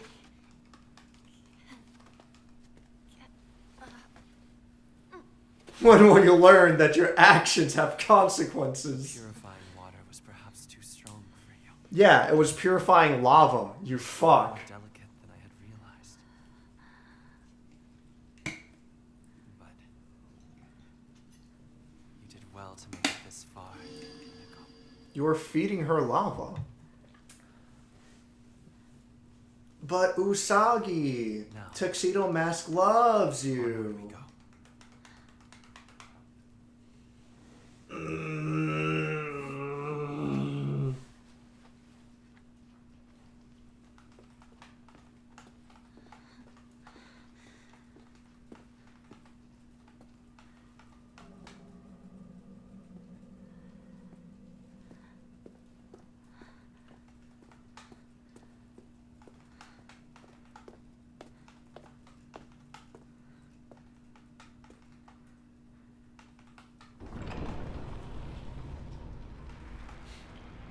I feel like such a dumbass. I keep thinking about it. It's like, they give you all this explanation. Each letter represents this. You can have these math equations off of people's names, and that's the coded message. Oh, so like, it's 5, 6, 9, this, times 0. Oh, so then it resets. So the answer is SIE. Oh, but how is that a cry for help? And it's... The answer is SOS. I'm like, fuck. Why would they give me that whole fucking math explanation? God damn it. I will go ahead and make arrangements. Come, bid your farewell. Yes. Oh. Oh, do I still have my Naginata? Nice. Fuck shit up. I don't have my lantern anymore. That sucks.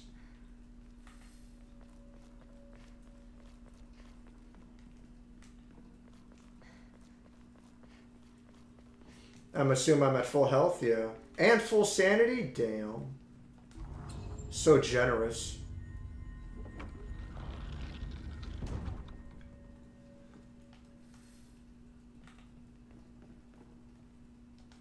Huh?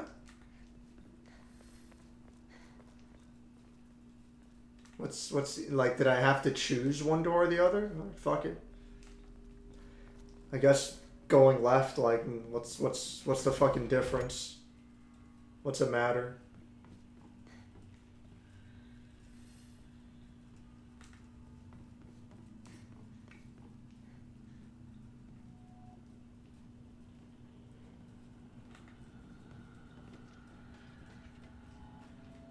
The bird! Am I gonna get chased by a pyramid head in the basement hallways of a hospital? Inigo, you look even more beautiful today.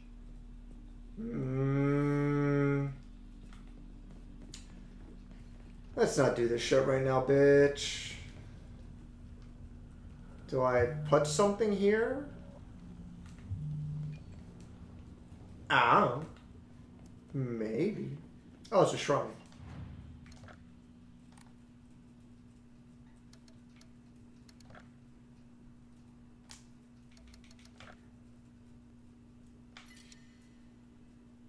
Yes. Oh yeah. The wolf Omamori doesn't work in the shrine world. So I'll take the owl back. Because shrine weapons don't have durability. Dude, weed! I fucking knew it. Hinako's been blazing at 420. Oh. Ah, fuck it. Let's see what's in here for now.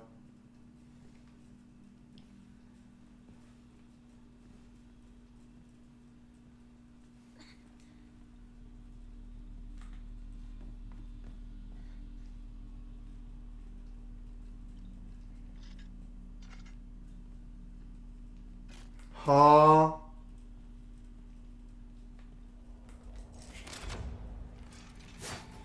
Oh my goodness.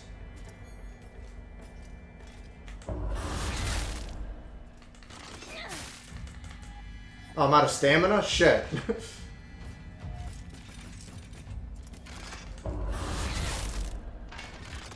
There we go. Fuck. It's gonna resurrect later. That sucks. Oh, first aid kit. Okay. Oinairi Sama's symbol. Oinai. I think that's like the fox god, whatever. Or maybe something else. I don't fucking know.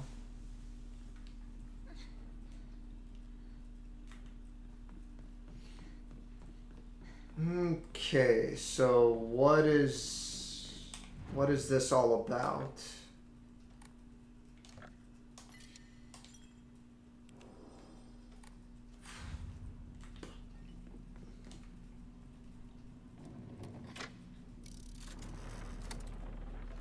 Ah, okay.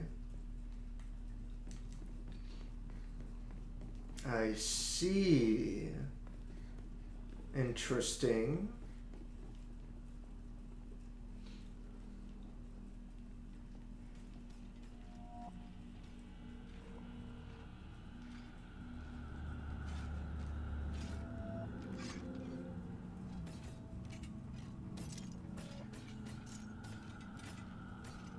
Maybe I don't have to go this way.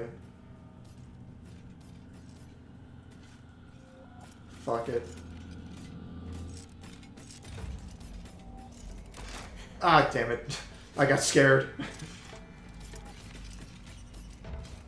There we go.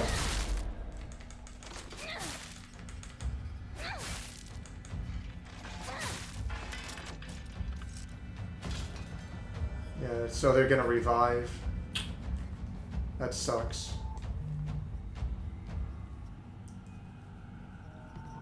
The difficulty in the combat is because, it's not necessarily random if they leave themselves open. If they're doing a certain attack, Fashion magazines, wrinkles,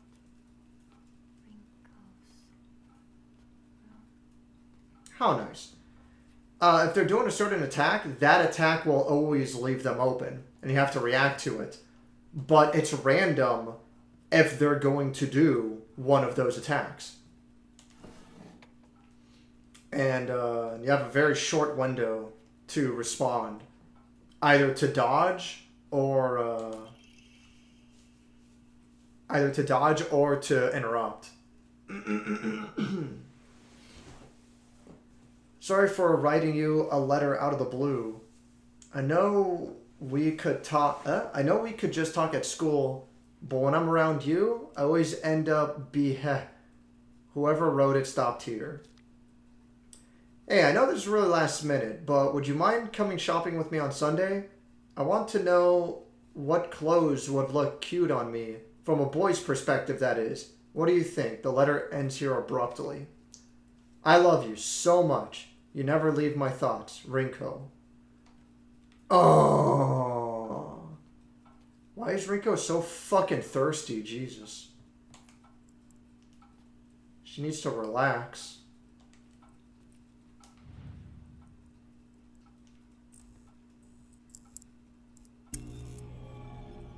Uh-oh. It's red.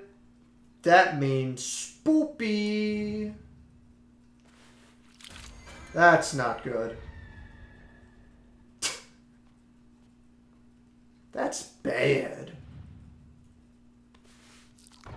Oh, that you got. Okay, you're gonna have to get that looked at. Sorry, I know this must seem like it's coming out of nowhere, but what exactly is Hinako to you? Are you two just friends, or are you more than friends? I want you to tell me the truth. The writing stops here. The buck stops here.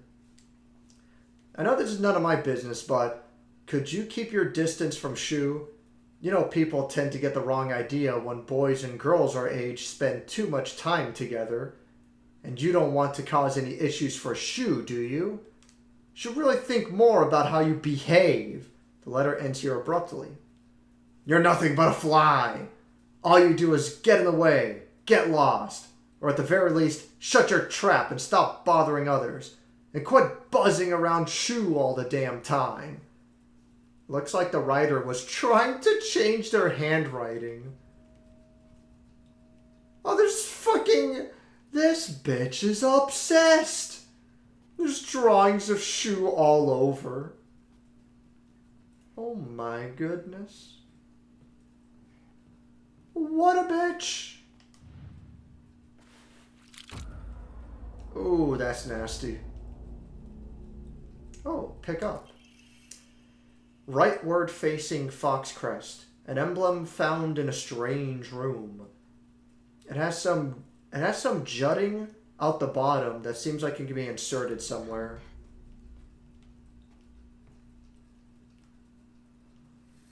What a crazy fucking bitch.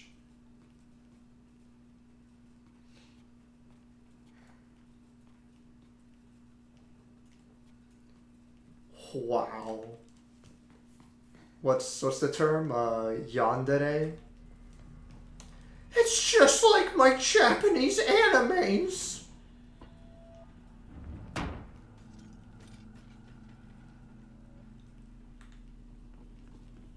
Oh my god. That sucks. Bitch, get off me.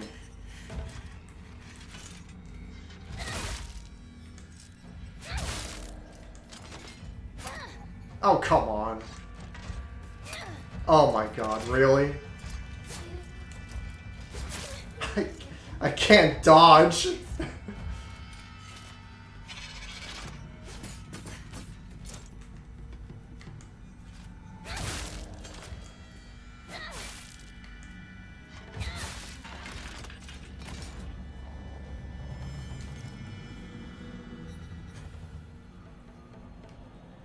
What a pain in all the asses. Let's see. Donate the Yokon. How's my sanity? Oof. Oh, but is that... Yeah, my maximum got deteriorated. That sucks. Oh well.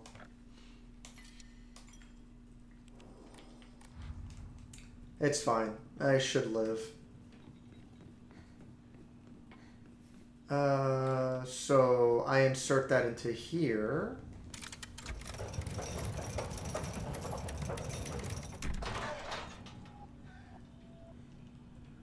You were all a dream.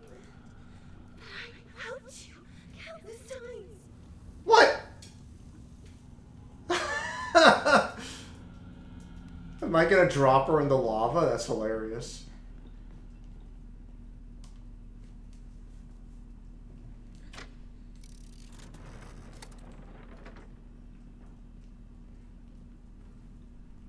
Alright, so what symbol is it now? White bunny, I guess? Must be great to be you, Hinako. You've got it all. Rinko sucks. This is the worst character.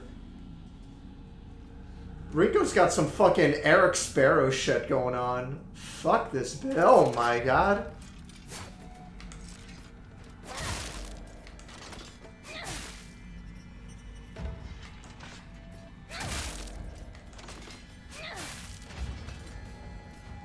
Ho? Fuck with me. I still can't go through here, huh? Okay. Cool that you now have a spear type weapon. It's only for the Shrine World. Or the Dream World, or whatever this is supposed to be. It'll do me some good to finally be rid of the burden that is you. Not really doing yourselves any favor. I mean, you're the one who's hanging over a pool of lava. Just saying.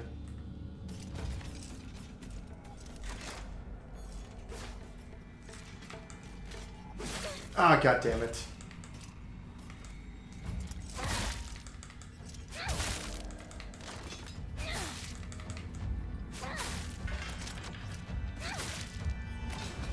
There we go.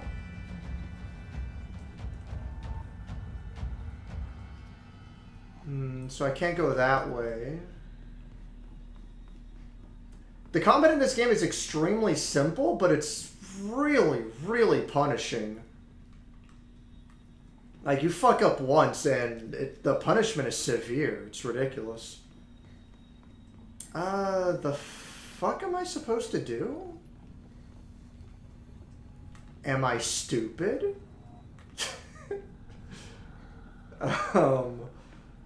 Huh.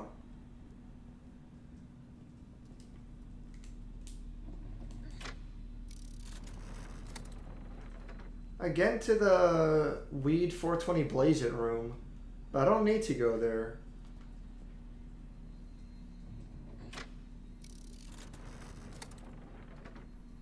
What am I missing?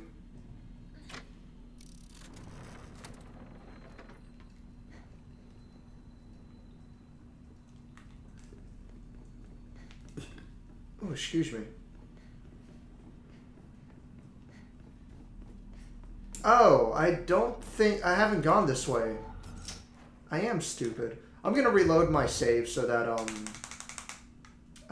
so that way I didn't take that damage. Didn't happen. The horror of punishment.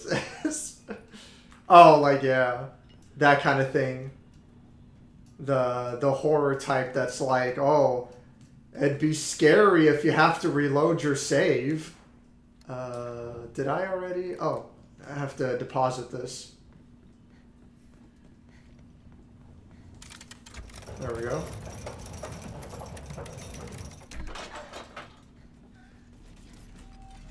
So.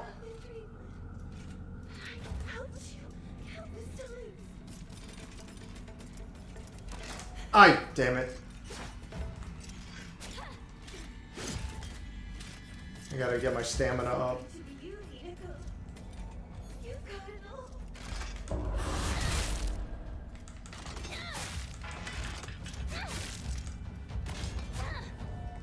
Alright.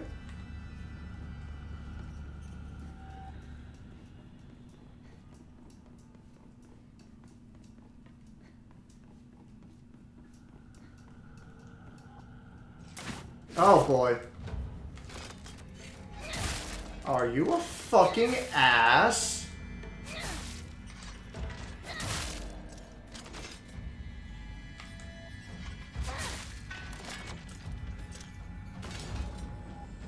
Fucking bitch. Alright. Oh. Nice. I'm at full health.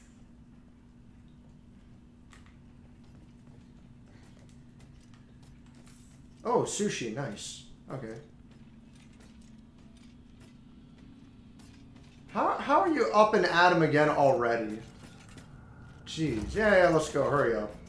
I got shit to do.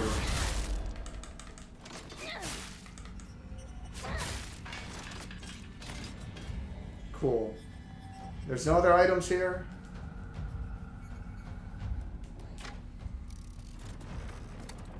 Alright, so... Oh, what the fuck? Yeah, that seems about right. Okay. Right, so now...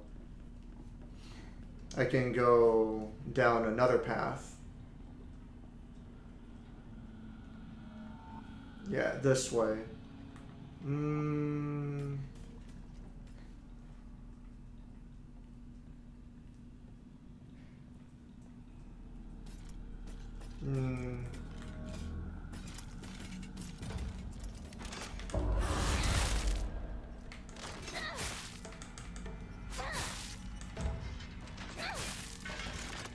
There we go.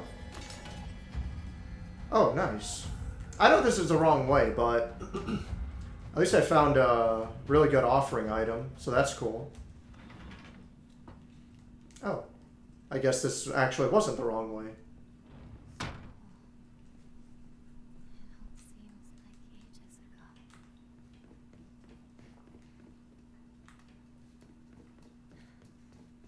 Oh. Nice.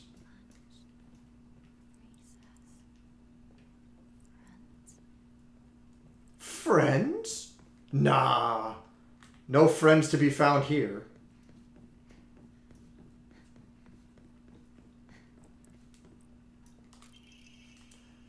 Class observation log. In continuation from last semester, I'm to be class president once again. I hope we can make this another wonderful semester. The role of class president holds a lot of responsibilities, but I think I'm up to the task. Even when I was young, I always wanted to be the mom or big sister whenever I played house. I think it's because I really enjoy looking after others. I believe that every single student in our class has things they excel in, as well as things they could stand to work on. In my view, the purpose of a class president is to help others with their shortcomings so we can make school an enjoyable place for everyone. Nishida Rinko. You're just a fucking bitch.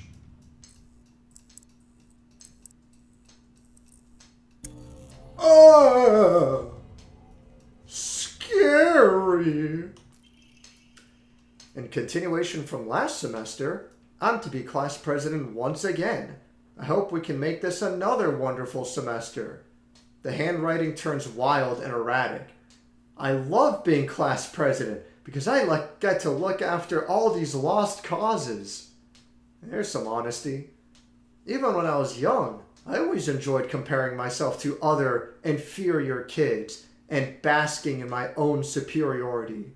When I pretend to care about others, I can please a lot of people. The losers I help, the people around me, even my parents. And frankly, that makes me happy as well. Right now, I'm in charge of 2 girls who are the definition of morons. They're both so carefree and empty-headed. Neither of them knows the first thing about fitting in. The only reason they have any friends at all in class is because I'm taking care of them. They fawn over me and tell me all the time how grateful they are. It feels amazing. I really, truly think that I was born to be class president. Nishida, the fucking bitch, Rinko. What an ass! What a fucking dick!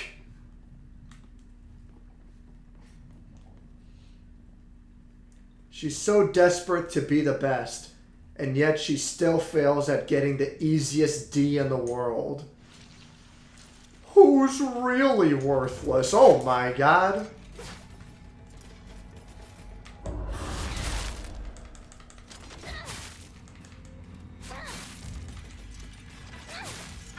Run! Uh-oh. That was just a prank. Got him! Never should have come here.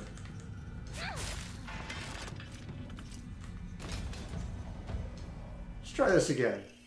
Forward-facing fox crest. That's a smile. An emblem found in a strange room. It has something jutting out of the bottom that seems like it can be inserted somewhere. Fucking Bob. Okay. They don't need to be talking about me here. I didn't consent to this. The sound hell entity could hit me with this and get a full buffet.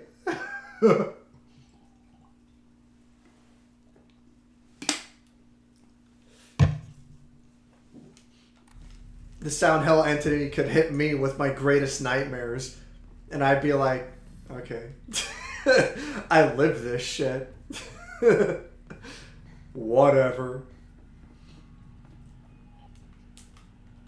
Ah, there we go. No one said anything about getting personal now.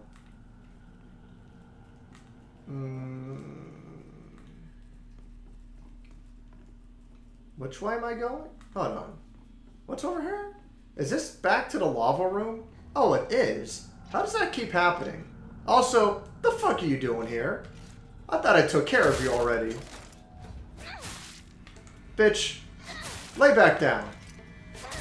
Back on the floor. Fuck are you doing up again? Drop down another inch. Boosh! Why did you get it up? Bitch, I put in the work. I've been saying bitch a lot.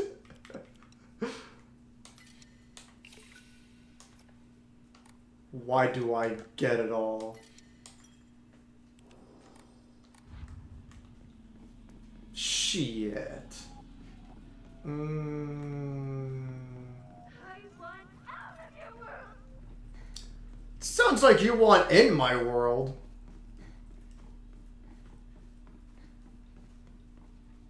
Oh, I guess okay. So doing some fucking, what's the term when, the geography of a map doesn't make sense? I forget. You have to work so much harder for everything. I actually tried.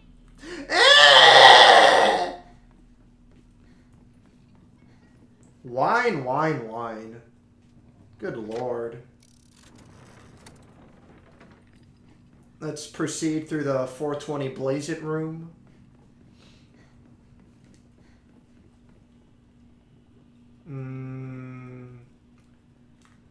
So I've already... Oh, maybe I have to go this way.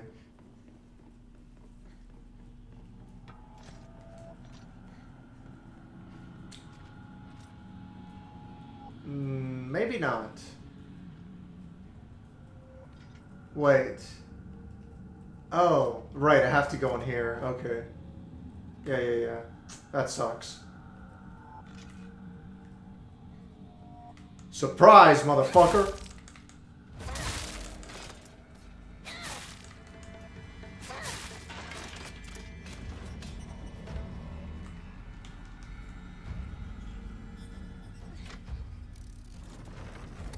Okay.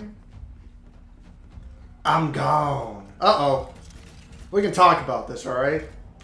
Your friend was asking for it. Damn it. Oh my fucking god.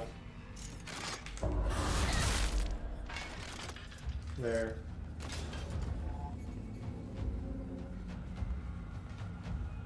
Okay.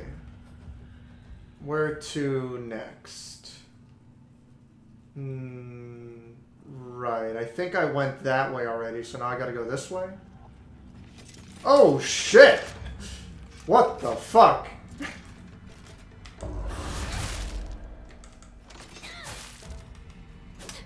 God damn it.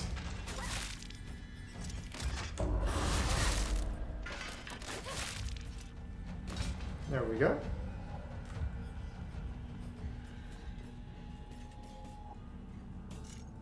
Oh, Lord.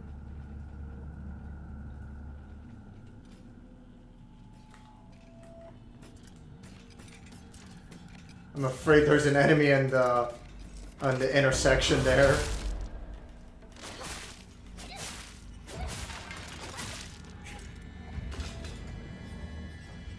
No? Okay. Shit, I already went this way, didn't I? Fuck. I'm stupid. Huh? Yeah. Oh, God. I must have gotten turned around. I'm supposed to go this way. Right, yeah. Okay. Hey, Rinako, you fucking ass. Oh, God damn it. So is there some kind of switch to open blue doors or something?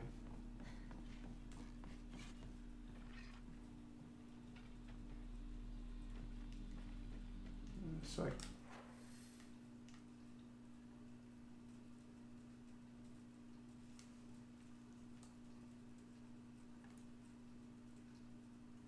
Oh my fucking God. I never realized that before. Son of a bitch. Alright. God, I feel like a dumbass. I gotta turn here. Oh, shit. Fuck. This sucks. Ow.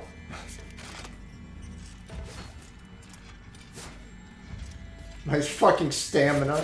Oh, Lord. It would be easier to just reload. I have to go back to the center anyway.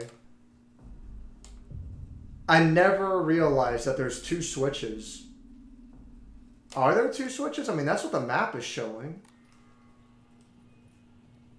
I never noticed this. For fuck's sake. Alright. Switch this to 420 Blaze It.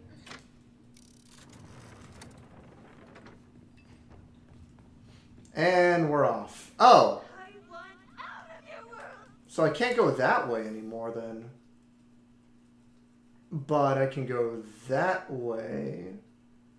So... Right. Okay, I see. Gotta hit this again.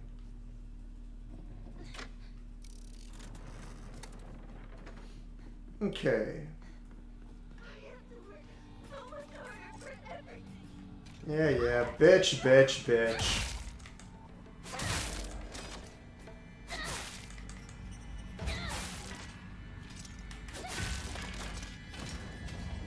Always whining and complaining about everything. Jeez. So I have to make a left, and then it'll be up against the wall.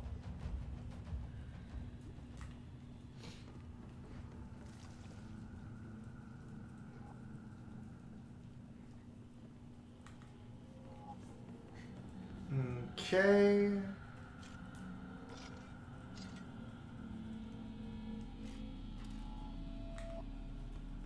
There we go. So what's this now? Like a restaurant, cafe, diner? Oh, it's a comic shop. Candy store.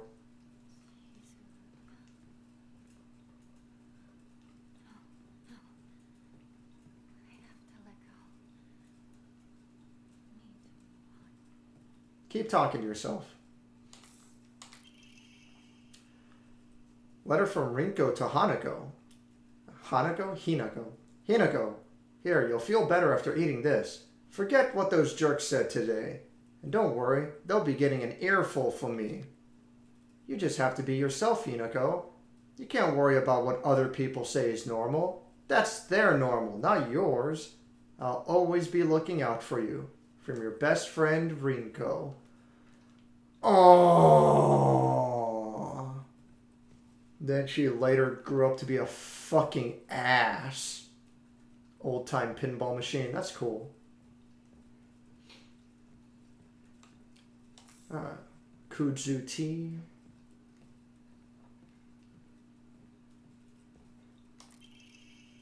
Rinko's secret journal. Why do I have to live here of all places? Shu lives all the way on the other side of town, meaning my dream of us walking home together will never come true. I remember how I organized everyone from class to go to Chizuruya together after school. We chatted as we walked, then went our separate ways home. The walk to the store was painfully short. Still, having just a few extra minutes that I could spend with Shu outside of school was all I could have asked for.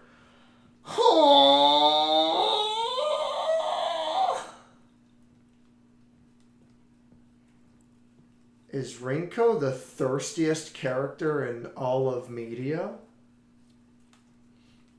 Could it be?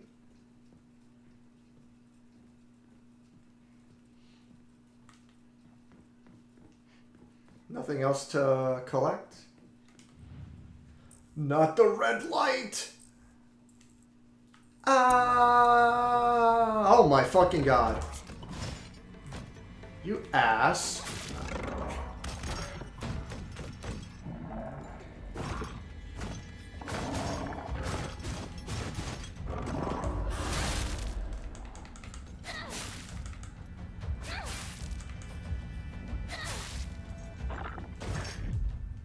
Oof. Oh, god damn it.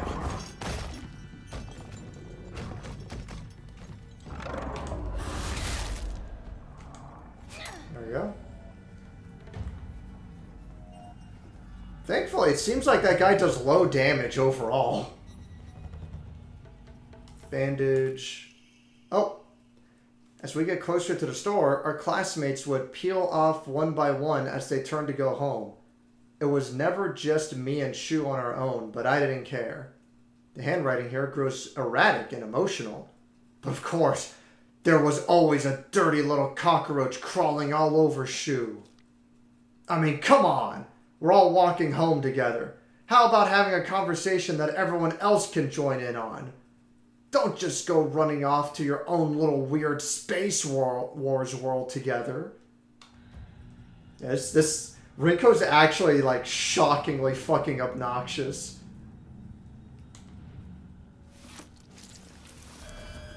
Oh, that's lovely.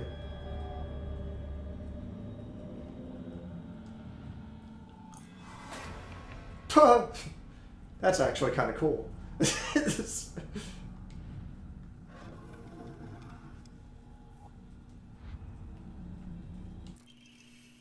Leftward facing Fox Crest. An emblem found in a strange room.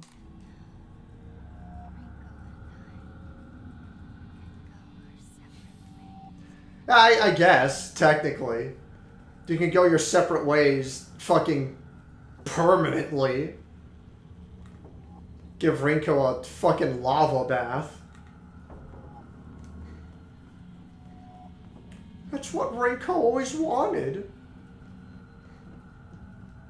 Oh. Hinako, here, you'll feel better after eating this. The handwriting from here becomes erratic and emotional. I'm such a kind person, you know.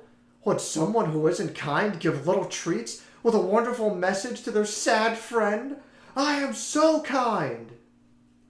You just be yourself, Hinako, because whenever I'm by your side, I realize what an amazing person I am. Whenever I help you out, it makes me realize how kind I am. I'll always be looking out for both you and Sakuko. Because when I look after you two pitiful creatures, it makes me feel so superior. Like a teacher, or a parent, or pet owner even. Wow. From your best friend, Rinko. Rinko thinks that she's better than other people because she's giving them candy. Is she stupid or something? I'm the one getting the candy. What a doofus.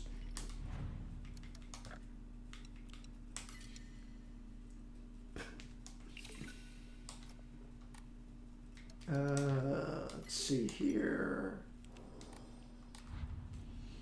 Alright, Rinko, time to take a fucking bath. Get out of my life. Leave me alone.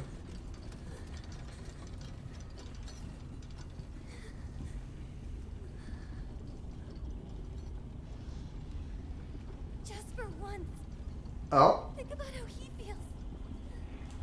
You're a traitor. You played with his heart. Say you're sorry. Get on your knees and beg for forgiveness. Can't you hear me? Why don't you say something?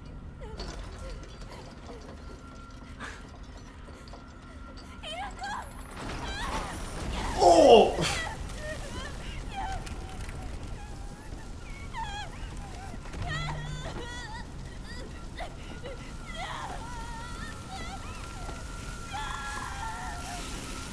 Bye.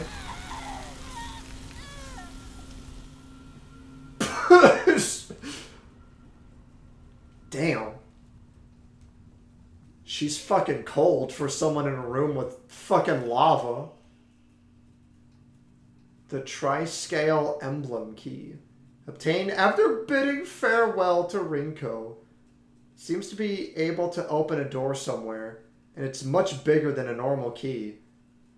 As if it was made for some huge creature to use. Huh? The goat is streaming. I don't know who you're referring to. No way that it's me.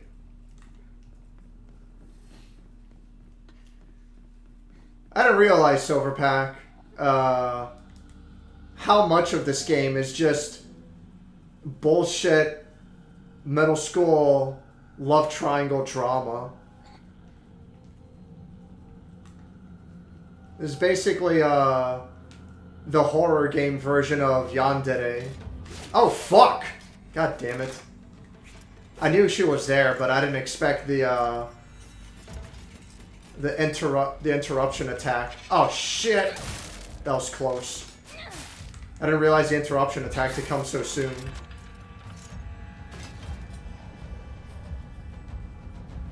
It's fine. I have plenty of healing items. Ah! Is this not where I'm supposed to go? What? What is this nonsense? I'll be a fucking loser and just reload my save. So I don't lose anything. Huh? Is that not where I'm supposed to go? It's definitely new. Nah. I'm afraid you're wrong. I don't know. I don't really have anything to follow up with that.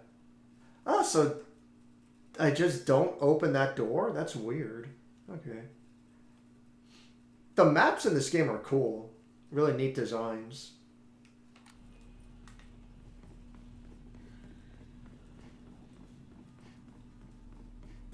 What the fuck is the point of that dead end then? If I can never go there. Oh, what the fuck? Can't fucking go here either. Oh, I'm an idiot. I must have saved before I did the cutscene and took the key.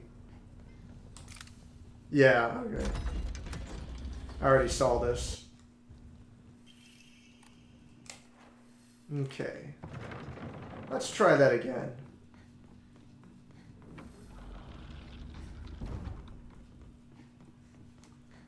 I'm guessing a boss fight's gonna come up soon. So now I guess I have to go...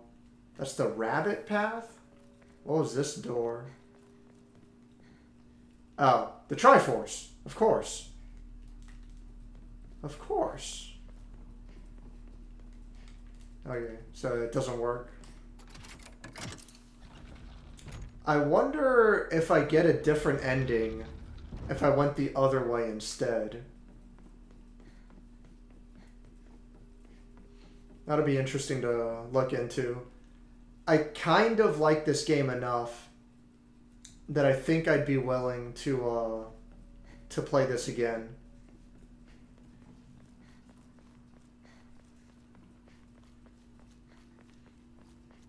Kimkey?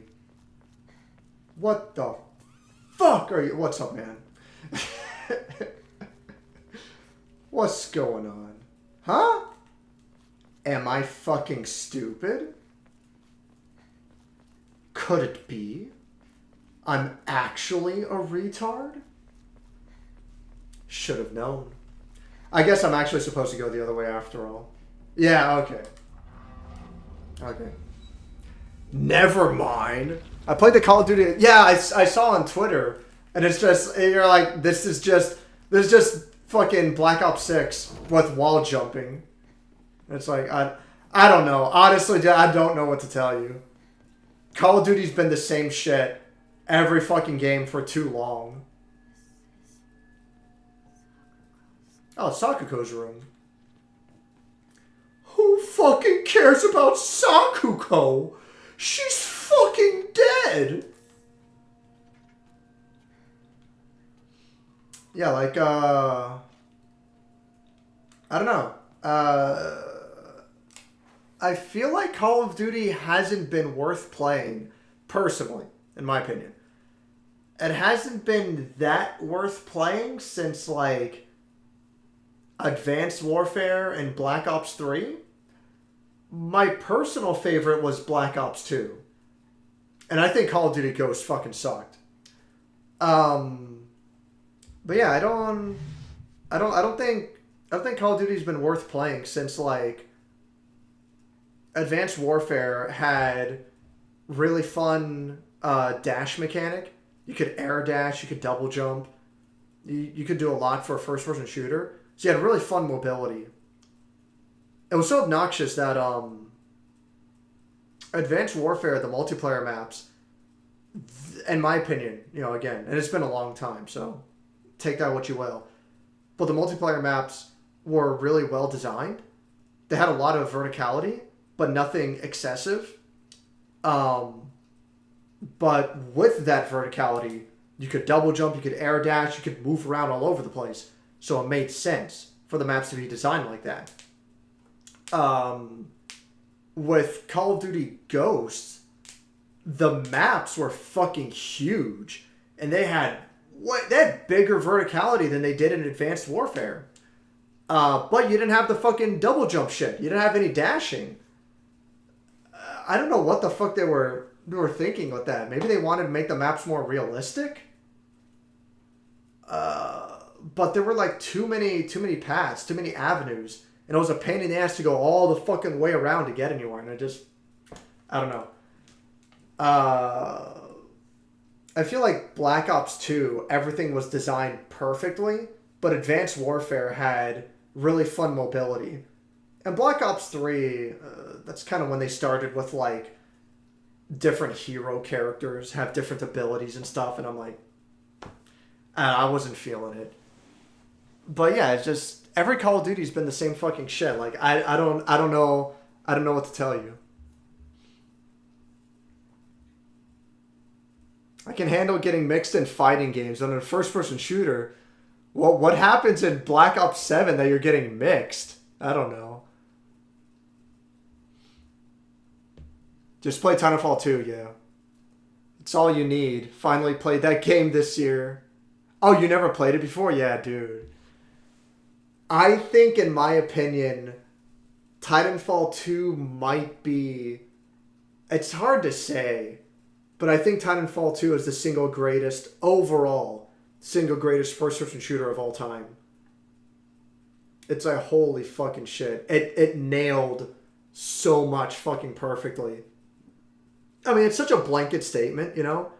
It's not necessarily fair to compare Titanfall to something like Doom, for example. But,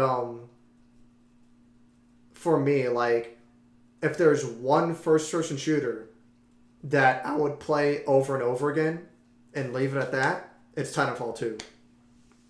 God damn, the fact that Titanfall 3 is not happening is so depressing. I'm halfway through 2 remakes second run. Okay. Personally, I really think it's different enough to warrant it. It's kind of different enough, yeah. It's annoying that some of the puzzles get repeated, but I don't know. I mean, it's fine. It's good. Don't get me wrong. Mr. X just feels like he teleports and tracks you in a second. Yeah, Mr. X is a... Yeah, I think that's one of the things that was annoying to me. In the original Resident Evil 2, Mr. X surprised you and attacked you, but it was in scripted sequences. So when you enter this one room at this one time, he would always attack you there. And if you leave the room without beating him, then he just despawns. He disappears and that's it, you know? Whereas in the remake, he's a persistent enemy following you throughout the whole map. But in the second run, he's so much more aggressive. I think he's too aggressive in the second run, personally. But it's meant to be harder, too. So, I don't know. To be fair, Kimki, one of the main things you're looking at where you're like, oh, it's different enough that it warrants it, keep in mind that you're also playing as the other character. So, yeah, if you're playing the second run for the first time, then it's worth it.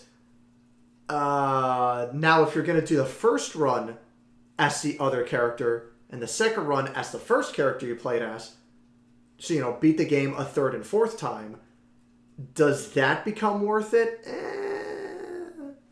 For me, yeah. But speaking objectively, overall, it's like, I don't know.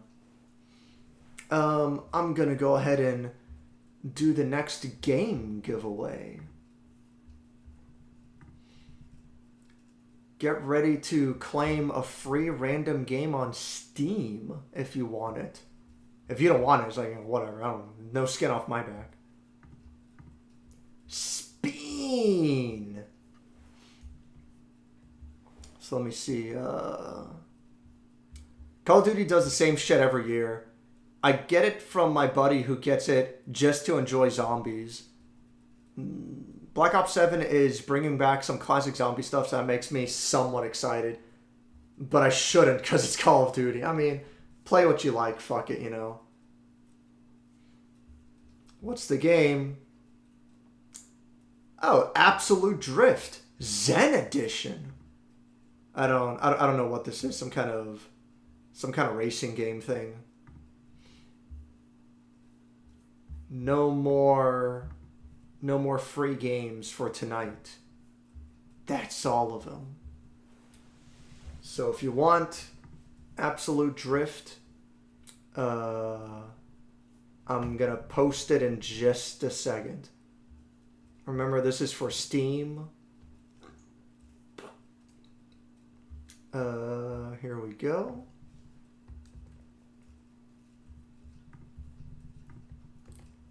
Get ready to claim your free game. There you are.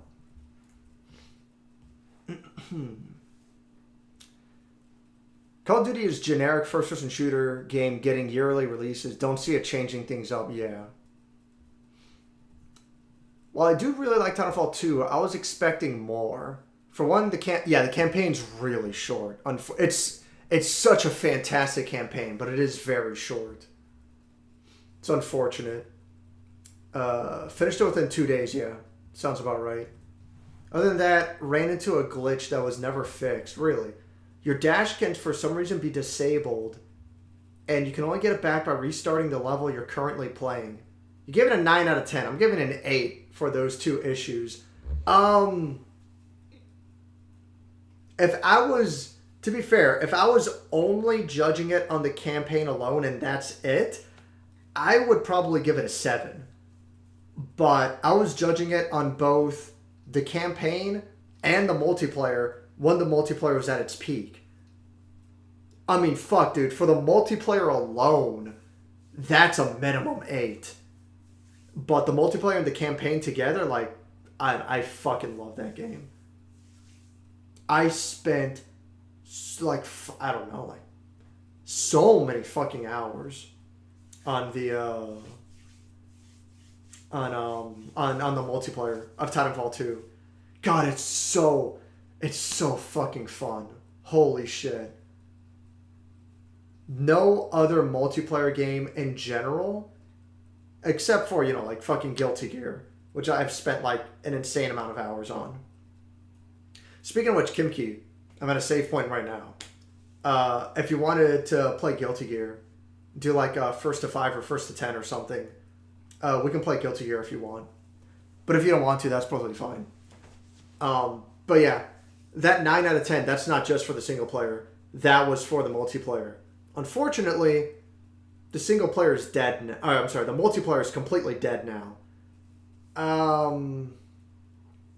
Without the multiplayer, I don't know. It's like a 7 out of 10. Maybe I don't want to give it a 6 out of 10. No, because the single player campaign, like the characters and the environments, everything you go through, the way it controls, of course. I give the single player by itself a 7 out of 10. And it's really cheap to get nowadays. It's like $5 or $10, no, like 20 maximum. It shouldn't be difficult to find it for 10 or $15. You know, get it when it's on sale, I think. Yeah. I don't know. Yeah, that multiplayer in Titanfall 2, dude, it's just too fucking good. I'm not going to bother with 3rd and 4th runs. I'll do that on a replay, yeah, for sure. To be frank, I tend to be picky and rarely give games 9s out of 10s. Yeah, I mean, I'm the same way. I rarely give 9 out of 10. I've only given a 10 out of 10 on a movie called Christine. I really like Christine. I think it's a fantastic movie. Really good acting.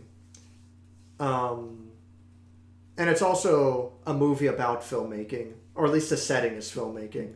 So that's like bias points for me. I always like movies about filming. Speaking of which, for a similar reason, I got to see Nightcrawler sometime. That's a movie I've been interested in, and I've never seen it. But that's the only thing I've ever given a 10 out of 10 to. I've given 9s here and there, but I'm pretty stingy. I don't give 9s either. And by replay, I mean one in the far future. Yeah. I want to move on to 3 and 4 remake. Yeah. I say do the second run of 2 remake and leave it at that, you know? Maybe sometime tomorrow, later this week, and that's fine, yeah. Got mine for $7, yeah. Yeah, for that cheap and as good as the campaign is, yeah. Oh, Kimki and Silverback, if you're still there. Did you see that they added new colors for half the characters in Guilty Gear? They added colors inspired by Cyberpunk. So, colors based on the character David. I think for, like, Soul, Kai, Sin, I don't know, maybe Johnny. Like, a few characters. And then colors based on Rebecca for Bridget, May, Chaos, couple of other characters. I haven't seen anything since Lucy was added. Man, fuck Lucy. I don't know. Maybe she... Part of me wants to say maybe Lucy's not that bad, but she's the only fucking character in the game that gets a mini Roman cancel off of her super. So what I mean is that you could just Roman cancel as Lucy, you know? Like, attack, red Roman cancel, then keep attacking, right? You could do that, or you could do your combo, end your combo with her hacking super, where, like, this menu comes up, and, like, what debuffs do you want to give to the enemy, you know? And then immediately after the hacking super, you then, like, the enemy goes into like a slight slow motion state. And you can continue the combo as if it was a fucking Roman cancel. Similarly, you can do block string, hacking super, then go right back into block string. So it's like, she just gets like, I think she's the only character who, instead of doing Roman cancel, you can do her hacking super, and it acts as a better Roman cancel. Yeah, I mean, which is crazy to me. It's crazy because for every character, including herself, doing a Roman cancel costs the same as just doing a super move. So the fact that she gets a super move that acts like a Roman cancel is like, what the fuck? So she kind of has a similar kind of thing with Dizzy's Wings of Light. Although Dizzy's Wings of Light is like way more fucked up. But with Lucy, if you have the right combo, then it's like, you know, gonna do the poison hack or the bleed hack, whatever, damage over time, and then continue the combo, and now you're forced into getting the bleed hack during the combo. Similar to Dizzy's Wings of Light. You know, she's doing her setup, does Wings of Light, continues the setup, now you're taking additional damage that's practically unavoidable. It's like, I don't know. I feel like Lucy might be fine. Like, she's fucked up. But compared to so many other characters in the game, and not even, like, Dizzy's not even a problem either. It's the usual characters, you know? Fucking Gold Lewis, Chaos, Sin, Leo, Ramlethal. I think they nerfed the fuck out of Ramlethal lately. Oh yeah, they severely nerfed her jumping heavy. Finally. Like, that's comical to me. That they nerfed Ramathal's jumping heavy. They've kept it untouched for like 3 years.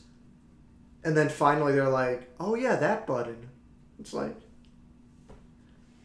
I don't know. I don't know what the fuck they're thinking with that game. It's such a joke. Whatever. What time is it? 12:10? I can play for another half hour. That's neat. Hope Milia got a color. Maybe, but I don't remember. I don't remember if she did or not. They only gave colors for like half the characters. I also don't consider the original Resident Evil 4 a 9 out of 10. 8 out of 10, but that's because the lame QTEs and lame dynamic difficulty. I really like the game, but I have a hard time to consider a 9 out of 10. What did I give it? Did I give it a 9 out of 10? I might have. I probably was more bothered about the QTEs than you were. It's that annoying hit 2 buttons multiple times and it just feels unfair to die just because you didn't do the QTE right. So first of all, the QTEs are annoying. Like, without a doubt. Don't get me wrong on that. I don't mind them as much in Resident Evil games in general, because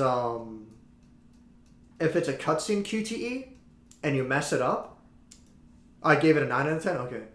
That sounds about right. If you mess up the QTE, then, and it's a cutscene, you just redo the cutscene over again. And, like, you didn't miss anything. And if it's part of the combat, then that's part of the difficulty, you know? Like, especially against Krauser and against Verdugo, which is the optional boss, the one that's all in black. He's got like a xenomorph kind of thing going on. One more thing, are you getting Battlefield? No, I'm not getting Battlefield 6. Not at all. Not me personally. The last Battlefield game I played was Battlefield 1, and I was surprised. I actually liked it a lot. I didn't think I would like it that much, but I'm surprised how much I got into it. Both the campaign and the multiplayer. It's pretty fucking fun. But that's the last Battlefield game I played, and it was good, but not enough for me to be like, oh, I want more. You know, I was like, I'm good. Like, I had enough out of that. It still feels tacked on just because it was a trendy thing to do. It was, yeah. It absolutely was tacked on. They did it because it was a trendy thing at the time. But it didn't feel obtrusive enough to me for it to be a problem, you know? That's my opinion.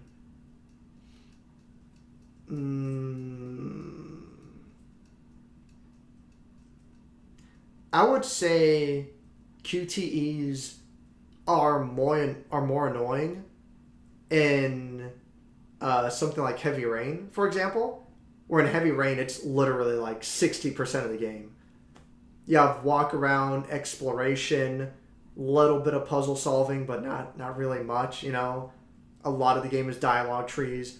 But more than half of Heavy Rain is fucking QTEs. When it becomes like the whole fucking game, that's like, you know. And Heavy Rain fucking sucks, by the way. If that wasn't clear.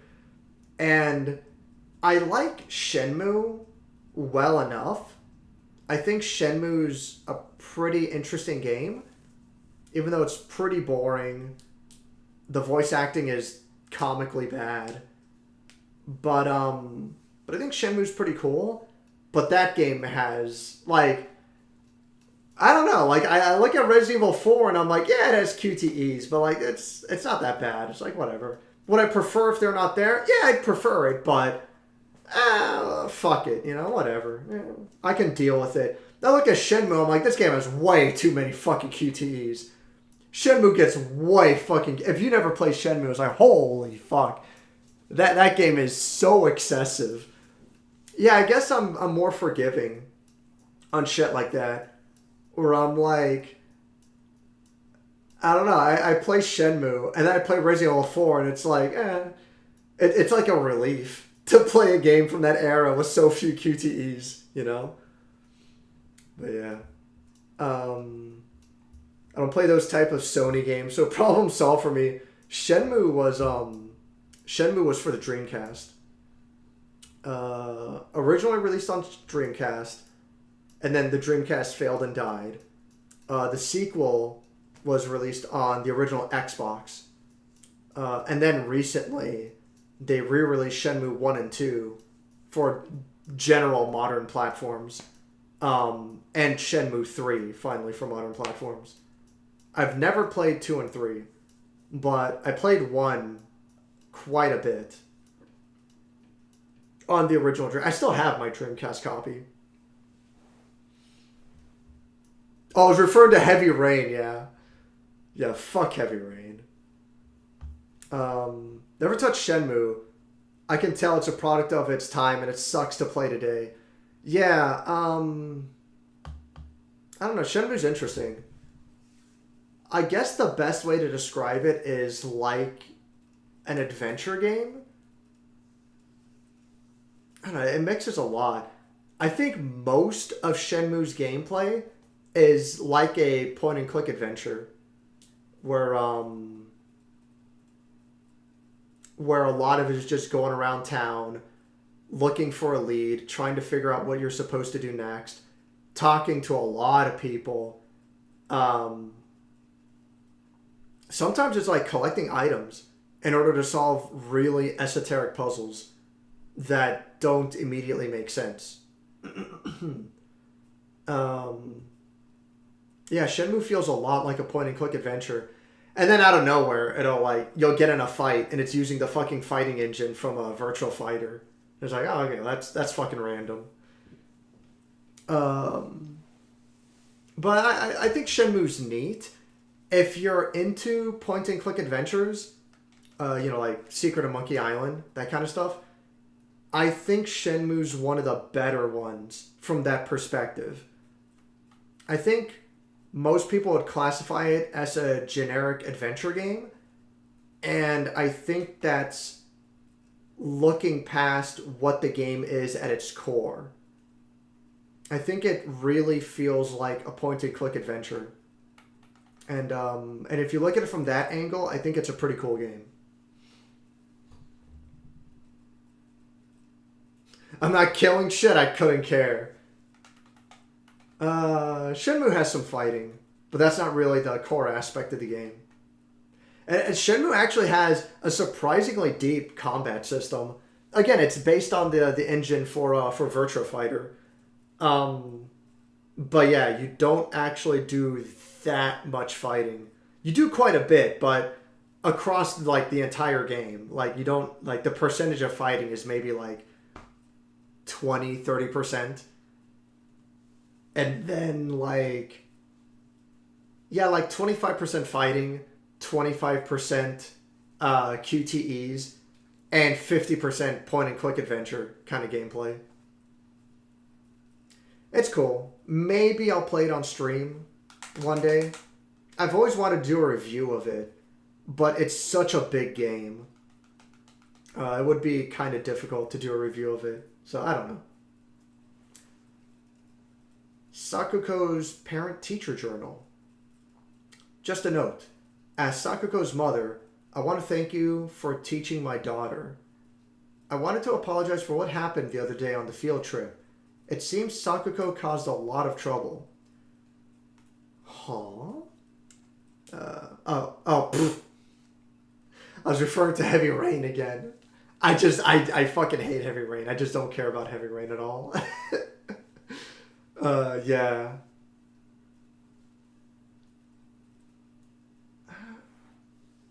Yeah, no, there's no combat in Heavy Rain at all. I mean, there is technically, but it's all in QTEs. There's no actual combat in Heavy Rain.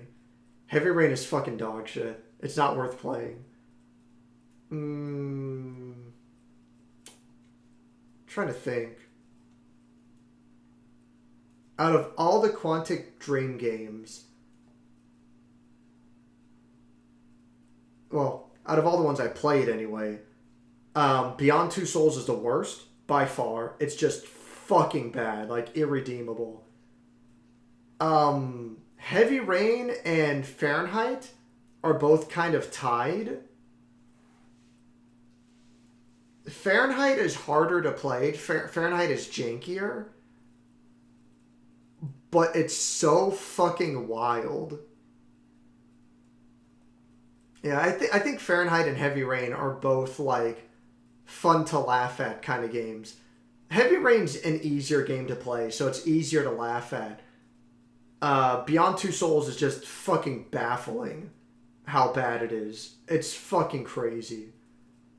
And I've never played Detroit Become Human.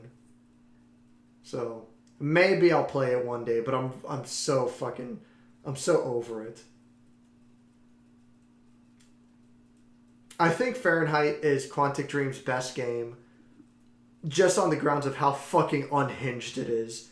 It is absolutely wild. And Heavy Rain, at least Heavy Rain's an easy game, so it's fun to laugh at. And Beyond Two Souls is just, I don't know. I guess it can be fun to laugh at that too, and it's another easy game, but like it's so fucking bad. I do know about the combat a bit in Shenmue. I remember it being mainly QTEs, yeah. I've seen the gameplay of Shenmue 3's combat, absolutely sucking with it being like 10 FPS. 8 million for that, what a scam. Shenmue 3? I had no idea. Shenmue 1 plays well. Like, Shenmue 1 actually controls really well. I know nothing about 2 and 3. My daughter has been that way ever since she was young. As a child, she always hated when we turned off the lights to go to bed. And she avoided dark movie theaters and tunnels like the plague. I mistakenly thought she had overcome her fear of the dark, now that she has grown up. I believe the reason her fear came back during the field trip is because she is unaccustomed to sleeping in a different environment. I give her a stern talking to for behaving so shamefully at her age. She has since reflected on her behavior and is sorry for how she acted. Please accept both her and my apologies. Interesting.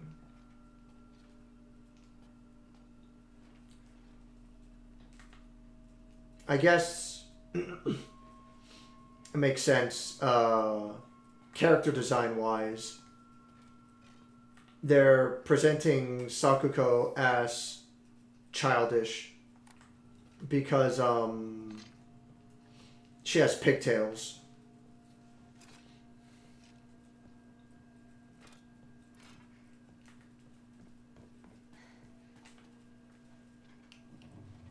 So she's the less mature. Wait, what? Enemies in areas illuminated by evil warding lanterns will be unable to reanimate. Okay. God damn it. Oh my lord. I'll just reload my save. Because I'm a fucking loser. I mean, I saved right there, so whatever. So enemies killed in the warding light areas will be unable to reanimate. Okay.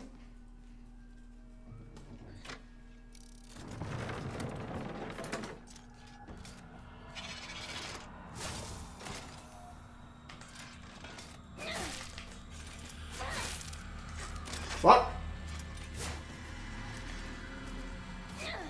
Shit. Oh my god, I'm bad. I'm fucking bad.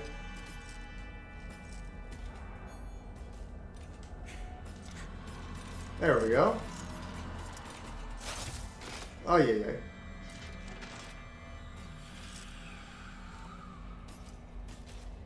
There we go.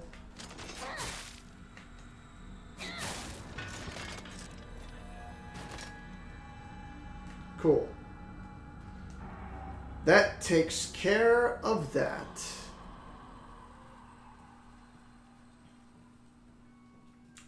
So really, like, the frame rate in Shenmue 3 is just embarrassingly bad?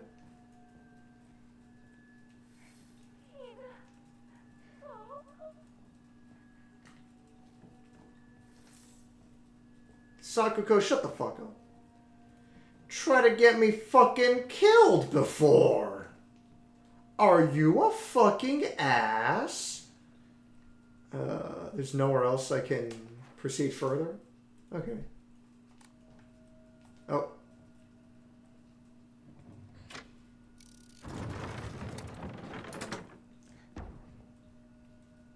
That was a weird sound.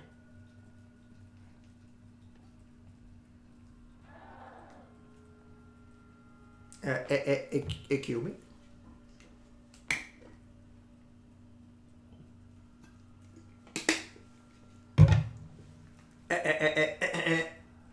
Ikumi? Uh-oh. Uh-oh. Ah!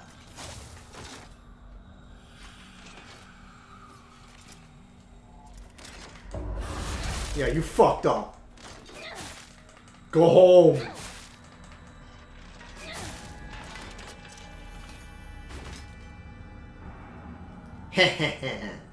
Idiot.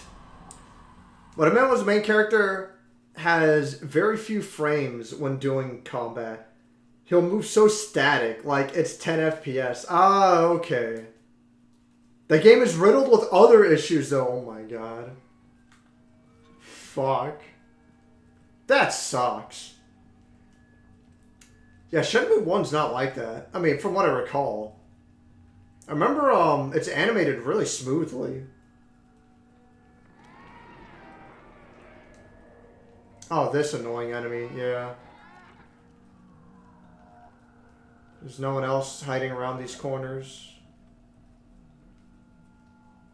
Okay. Time to get in there and fuck shit up.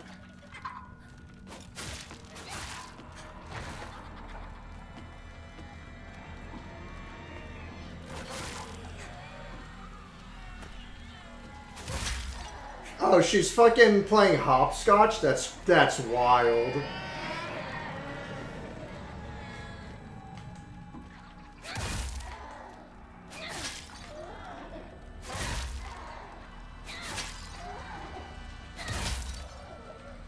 God damn.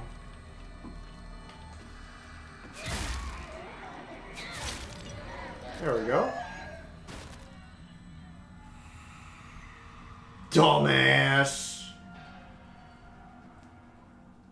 You can't beat me, you fucking retard. Oh, is this my locker? Ew. Damn, Hinako. You live like this? Clean your locker? Jeez. That's Sakuko's diary. I've seen a review talk in depth on what's wrong with the game. Oh, with Shenmue 3?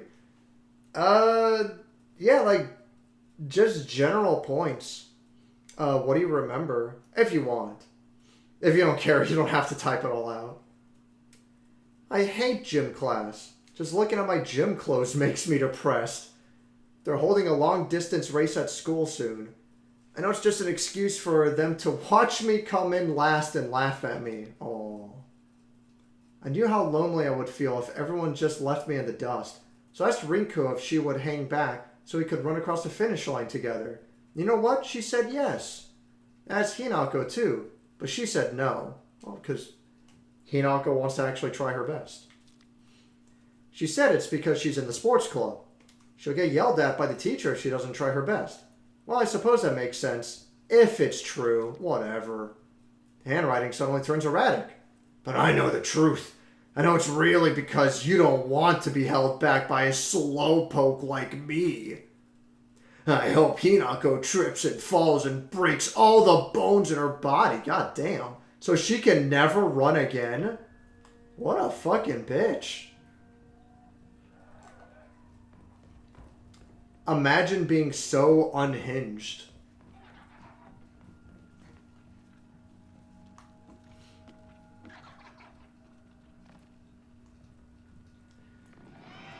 It's funny how, like, Silent Hill is about dealing with your own personal trauma and shit. And in this game, it's like everyone around the main character is a fucking dick.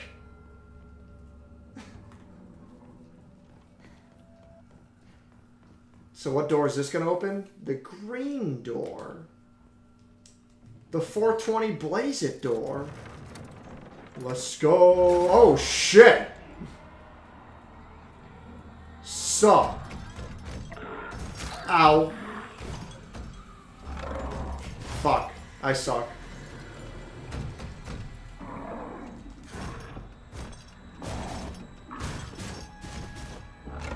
There we go.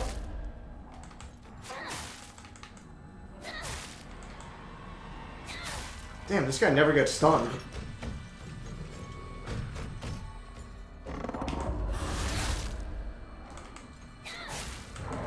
There we go.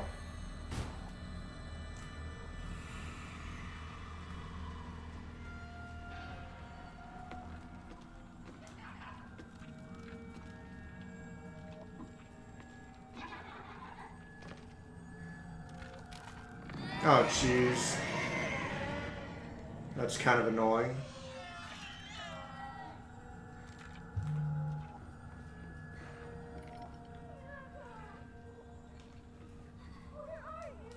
Who wants to know?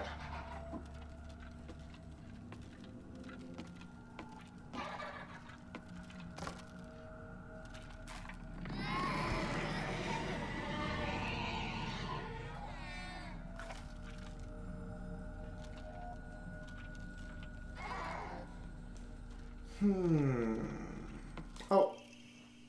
I hate the dark. It reminds me that I'm all alone. Everyone's always telling me that I'm a little weird, that I'm a bit strange.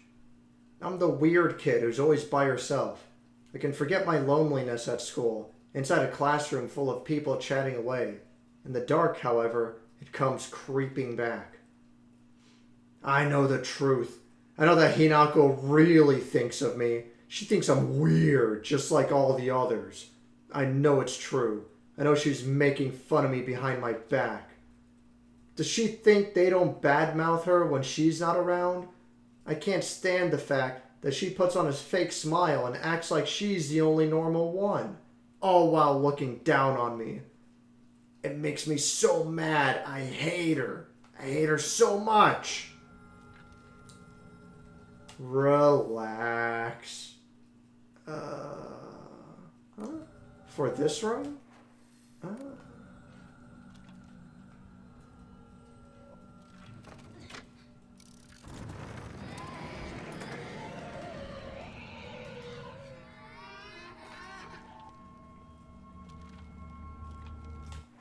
Right, so that's for... But I can't lead the monster into this room, can I? Maybe I can.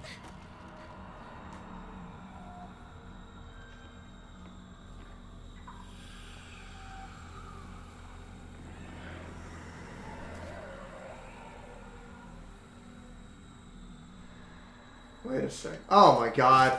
I just realized. Fuck.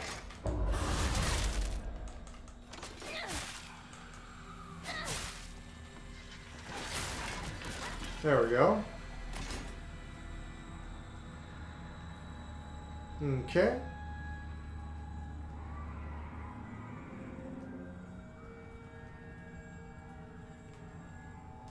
Nice. Damn, well that sucks.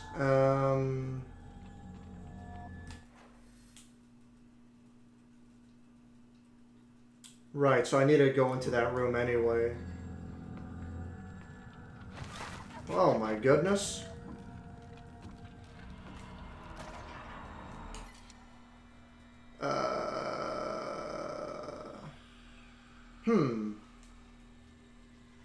I guess I can use the first aid kit. Just get that out of the way. That offering is definitely worth it. Oh boy.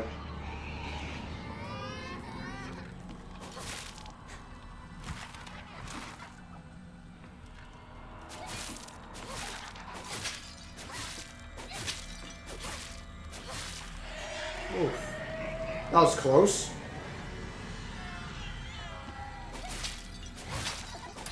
Ow.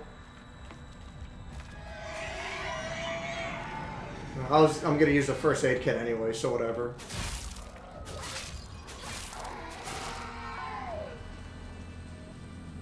Okay. Cool, cool. Nothing else to get here. Alright. So...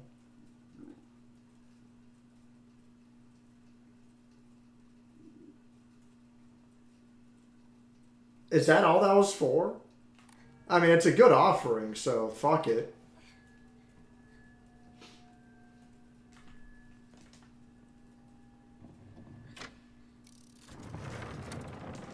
Just surprised that there wasn't anything else for that. Oh boy. He's up again already? Are you a fucking ass? Let's see. Is this a dead end? Oh, man. What are you doing off the ground?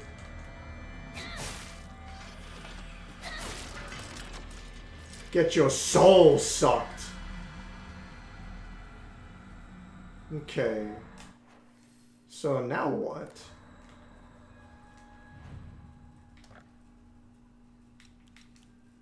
Nice. Fried tofu that became too hard and dry to be edible. Oinari-sama's favorite offering. Nice.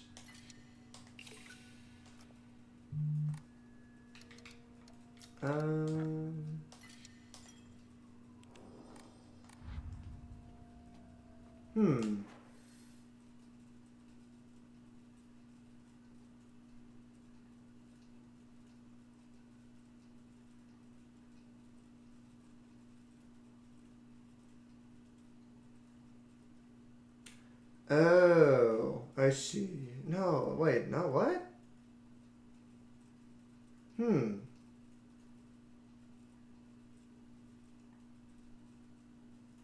Right, so, okay. Yeah, that's fine.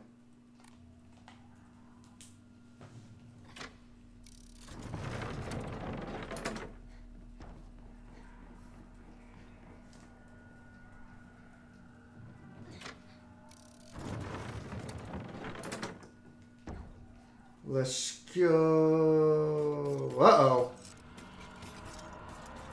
Yeah, let's go over here. Blue light special, bitch.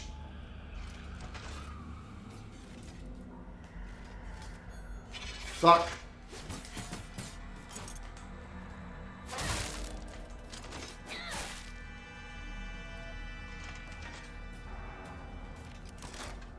Aye, that was close. There we go.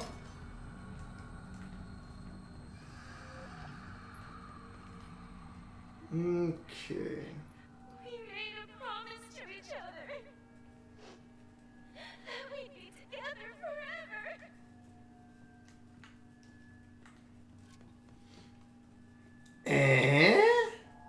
Oh, she's in there. Maybe.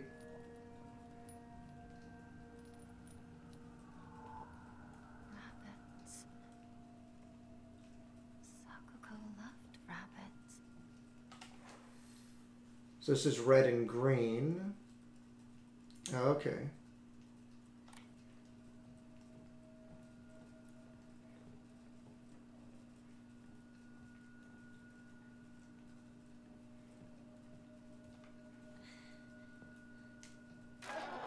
Only has rabbits as her friends. Ah.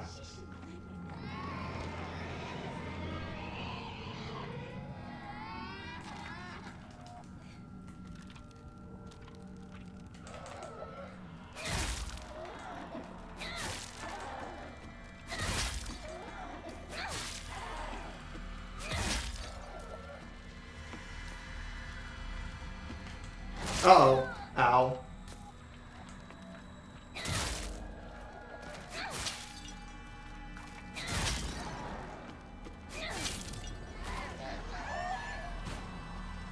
There we go.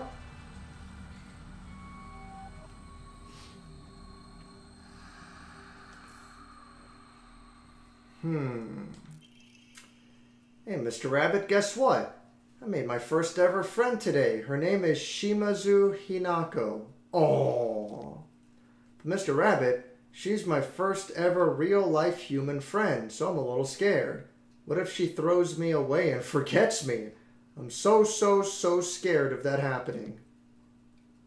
Even, when I told my bestest friend Hinako this, she said she'd never ever abandon me. Not ever. She promised me.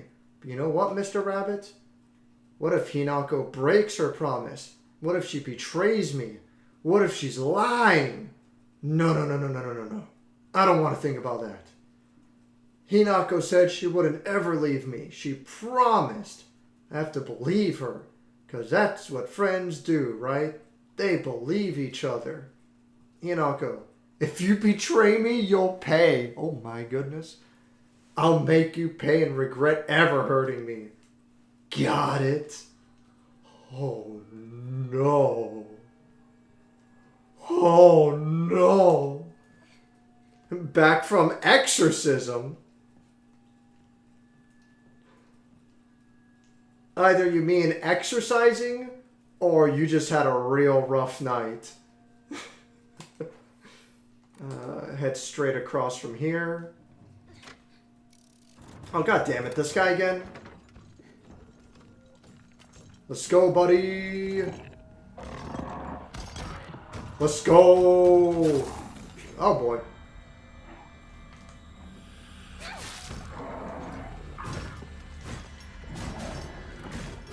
Fuck, I'm out of stamina. Damn it. That sucked. Oh, man. God damn. Am I dead? Yeah, I'm dead. Oh my goodness.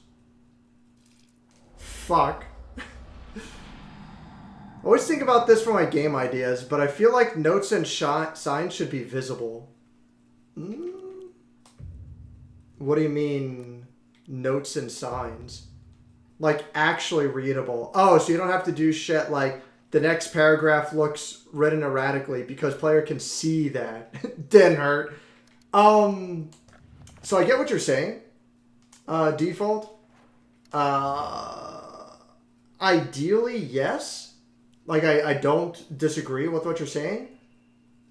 But the problem is if you have text just written like this and just, you know, fucking Helvetica, just Arial, you know, basic ass text, this is very easy to translate, you know, for different parts of the world. If you're going to have shit like this and you want this to be what's readable, well, there you go. You have the Japanese version, you know, right off the bat, so that's done. But you're going to do a recreation for every language? It's like, it's not realistic. You could do that for Japanese, you know, the home country, and then do it for English, which is like the most common language in the world. But then you're going to do it for French and German and Spanish. After a while, like, something's got to give. I don't blame... Like, ideally, yeah, I'm with you on that. Like, it'd be fucking cool. But I don't blame developers for not going that route. Because I understand that, budget-wise, it's not realistic. The amount of effort to both translate and redraw all those versions for every region is that's a little unrealistic.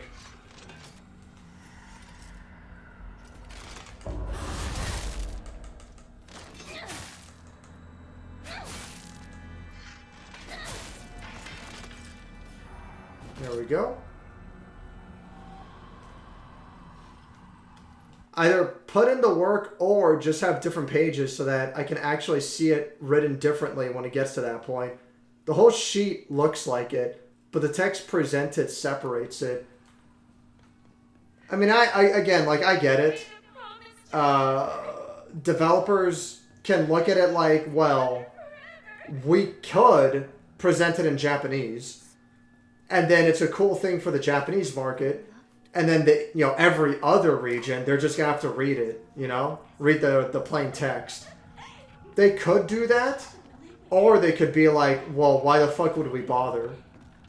We'll just make it plain text and leave it at that. Ow.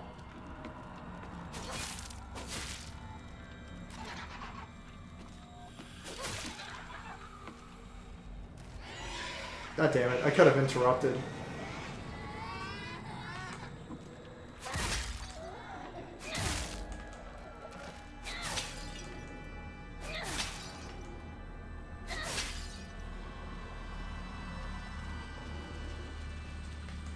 Now, what I will say, to meet you halfway, for a $70 game, yeah, they should have fucking done that. For a game that's charging you this amount, yeah, abso-fucking-lutely. I do like this game quite a bit. I'm surprised that I like it as much as I do, but it's not a $70 game. That's for fucking sure. And if they're going to be charging $70 for this shit, yeah, that would be a really nice detail to have. God damn.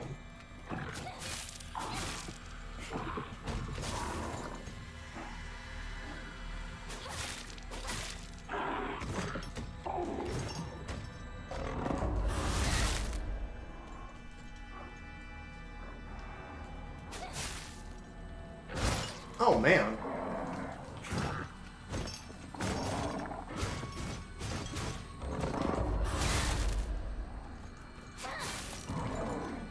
There we go.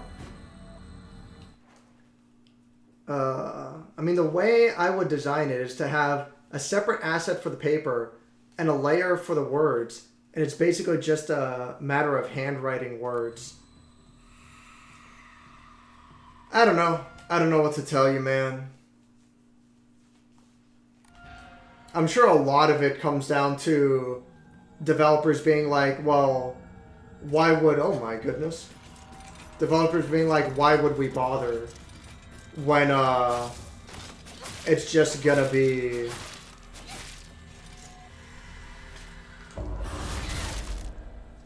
it's gonna be translated a specific way. That way it's easier to work with in all the markets.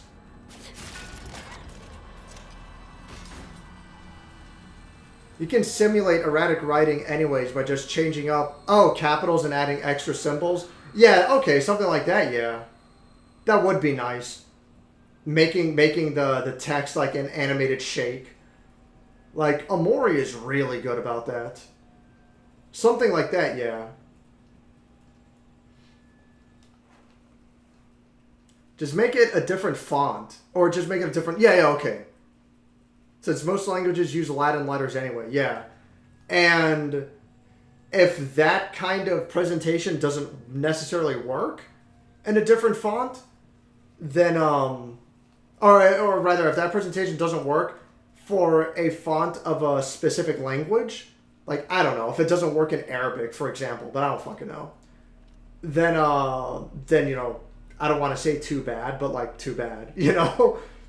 Yeah, like, if you're going to do something simple like changing the font... Oh, motherfucker, I thought I was out of range.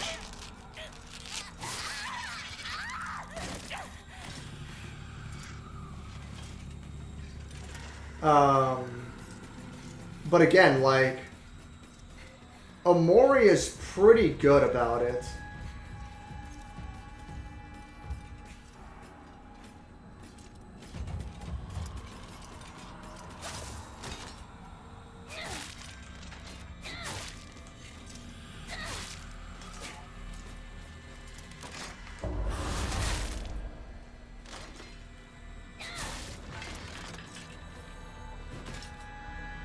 So yeah, if it did something similar to Omori where like the text was shaky, it used a different font, something like that, that would have been cool. I can agree with that. And again, for a $70 fucking game, like, I expect a little bit more out of it.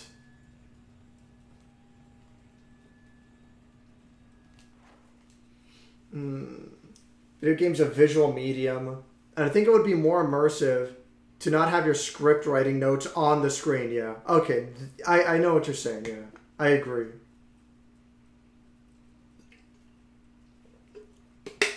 Font color as well, yeah. That's a completely fair point.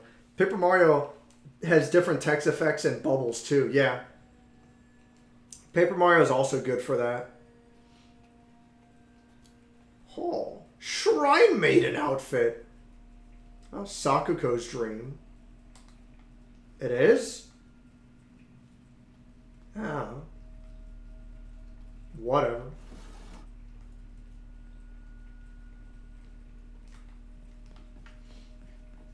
Oh, because Sakuko was dressed like a shrine maiden. Yeah, I guess.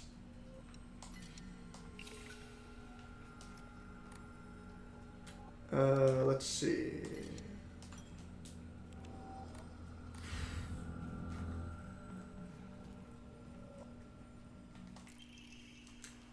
My family has served... Oh, really? My family has served as caretakers of Senensugi Shrine for generations, but for the past few decades, the shrine's popularity has been on the decline. When it came time for my dad to become the head priest, he declined the role and got a regular office job instead. Mom and Dad are always saying negative things about the shrine, that head priests are obsolete. Even my grandfather says that the tradition of upkeeping Senensugi Shrine will die with his generation. I help out as a Miko at the shrine whenever an event's held. I love how dignified the rituals are and the way they make me feel like my soul is being cleansed. I'd like to be more than just a helper at the shrine. I think I'd like to become head priest one day. Huh. That's interesting. Right, so she's saying that her dream was to be head priestess. Huh. What time is it? I gotta go. It's late. Gotta head out, unfortunately. I was hoping to get to the next boss. This is where I gotta call the stream.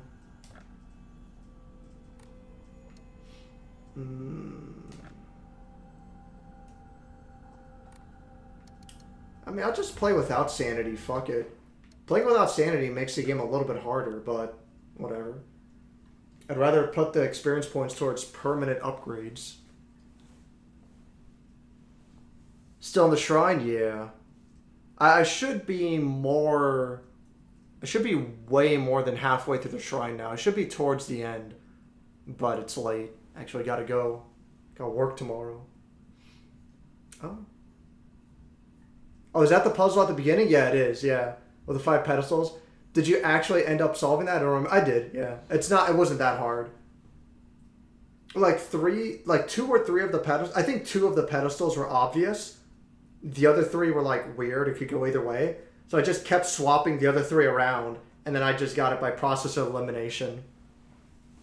I'm not insane. Not insane. I haven't heard that song in a long time. Yeah, this sucks.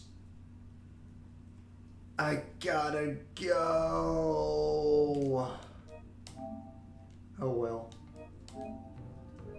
No update. No update for Guilty Gear either. That's fine. What is this? Oh yeah, Final Fantasy 14. Yeah. They just like Monster Hunter Wilds got Omega as a boss. Final Fantasy 14 got whatever this monster is as a boss. Man. I don't know if I'll ever play Final Fantasy 14 again. I don't know. Ish whatever. The goal, try everything with everything, yeah.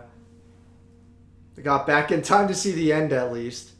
This shit. Arkveld, okay. Yeah, Arkveld is the Monster Hunter monster. For sure. Now it can be murdered in another timeline. Man.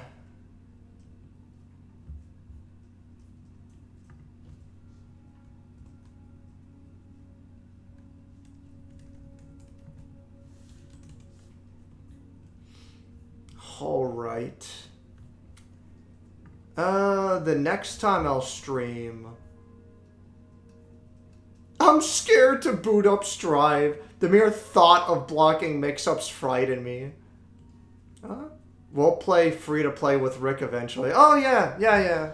That for sure. When Sticky eventually gets around to Final Fantasy 14, then I'll definitely do dungeons. You know, play with him. Cause like, you know, so much of Final Fantasy 14 is just single player shit. But when he gets to a dungeon, if he's willing to wait on me, then yeah, I'll definitely boot up Final Fantasy 14 just to play dungeons with him. But it's up to him. Mahjong, yeah. Yeah, you're like I'm scared. The mere thought of blocking mix-ups, it's like, I don't know, dude. Guilty Gear is so fucking tame compared to shit like Marvel vs. Capcom 3.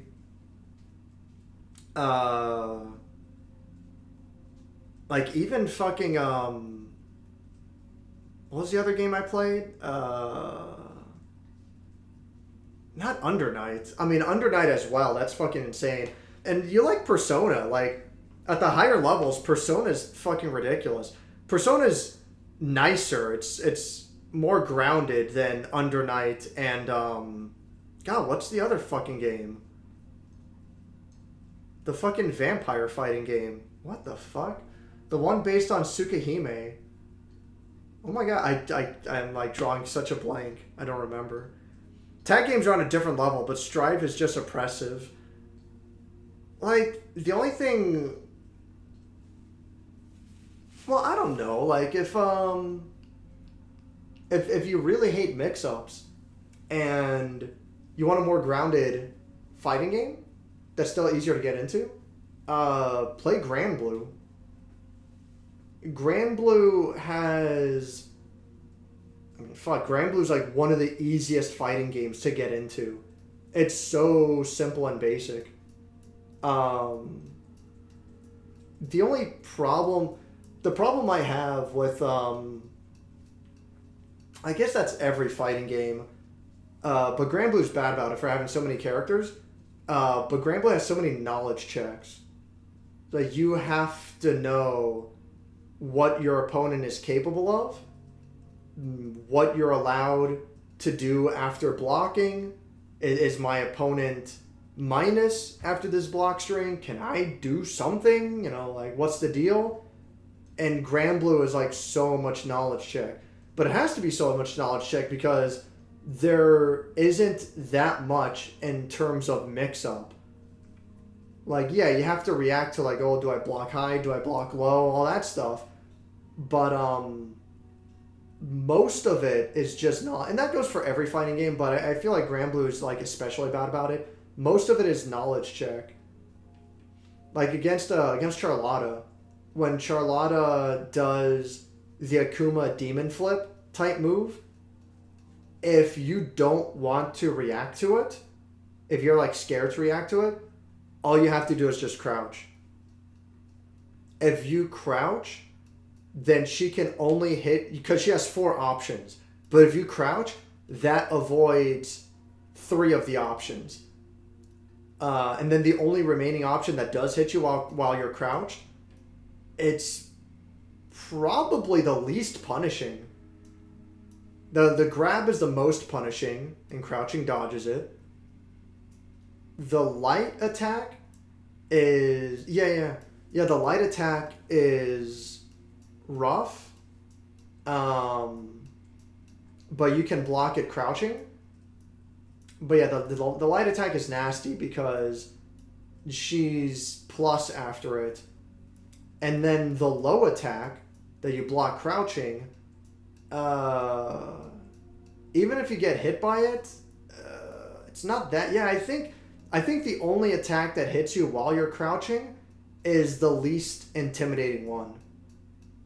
And once you know that, like, so much about Charlotta becomes a lot less scary. And every character has something like that in Grand Blue, you know? Oh, when I played the demo, the controls felt weird. Alright, yeah. Oh, yeah, Melty Blood. That's the game I was thinking of. Melty Blood's fucking insane. Blaze Blue and Persona are mean because the cancel is instant, yeah. Yeah, if you play the demo for Grand Blue and it didn't feel good to you, yeah, don't worry about it. Like, you gave it a try then. Fuck it. But yeah, I like Grand Blue a lot. Something I really hate about it is you can't... Well, you can cancel your dash into everything except block. You can't cancel your dash into blocking. And you can't do that in Guilty Gear either. You can cancel a run. You can cancel a dash in Guilty Gear into Faultless Defense. I think that's like 1 or 2 frames. It's basically instant. But you can also cancel a dash into a regular block. And I think it's like maximum 3 or 4 frames. Like no more than that. So basically you can cancel a dash into a block in Guilty Gear. In Grand Blue, the best you can do is either cancel a dash into an attack or cancel a dash into a spot dodge. Both of which have their risks. But if you just want to go from dash to block and that's it, your recovery is so bad. It's probably still less recovery than spot dodge, but even so, it's like Grand Blue, you just don't want to fucking run. And I have such a hard time getting that into my head. I keep treating it like Strive. Like I just want to run in there and do shit.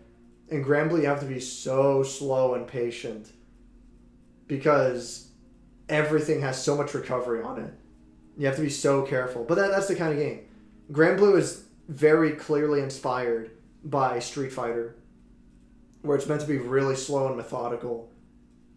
I mean, it's crazy how especially the original the very launch original release of Granblue, a lot of people compared it specifically to Street Fighter 2 because it's so simple, it's so slow. Now they've been adding a lot of goofy shit to it, but I don't know. Granblue still feels like a more traditional Street Fighter game. Then you have Street Fighter 6, which is just fucking insanity. So I don't know. I just don't want to play fighting games anymore. It's too fucking much. Strive is just, oh good, it's insert DLC character who just presses a button and it's guessing time, yeah. Strive has too much of that.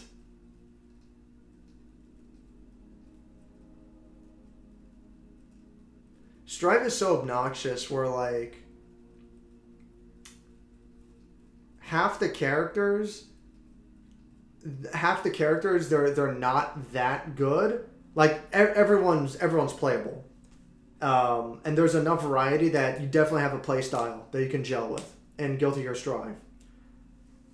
But half the characters, I would argue, they're just not that competitive at the highest levels. Everyone who says Mei is broken, they're fucking retarded. Like, I don't care what anyone says. Mei's strong, but how is Mei a problem when you have fucking I've seen people say like Mei is a better Soul or a Kai. Mei's just like Soul or Kai but better, and it's like that's fucking wild. Soul outdamages Mei. Kai outranges Mei. Both characters have like double or triple the options that Mei has. So you have more to look out for against Soul and Kai. Soul has more damage, Kai has more range. It's like what? Like, how does that make sense?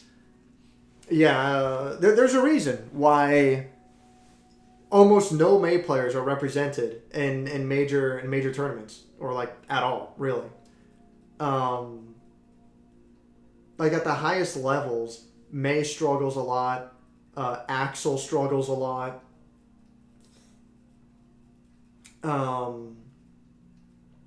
Faust is pretty good now. I don't know. Faust is probably on the level of Mei and Axel, if not like a bit higher. Mei's better than Axel. But like, yeah, it's like the problem with Guilty Gear Strive is the balance doesn't make any sense when fucking Chaos exists, Leo, Sin. It's too fucking much. Bridget. It's wild to me, anyone who says like that Mei is better than Bridget, for example. Like, it makes zero fucking sense. The fucking mix-up shit that Bridget is... The mix-ups and the block strings that Bridget's capable of. It's like, what the fuck do I do against this? It's like, oh, cool, Bridget's coming at me from the air. I guess I can 6P.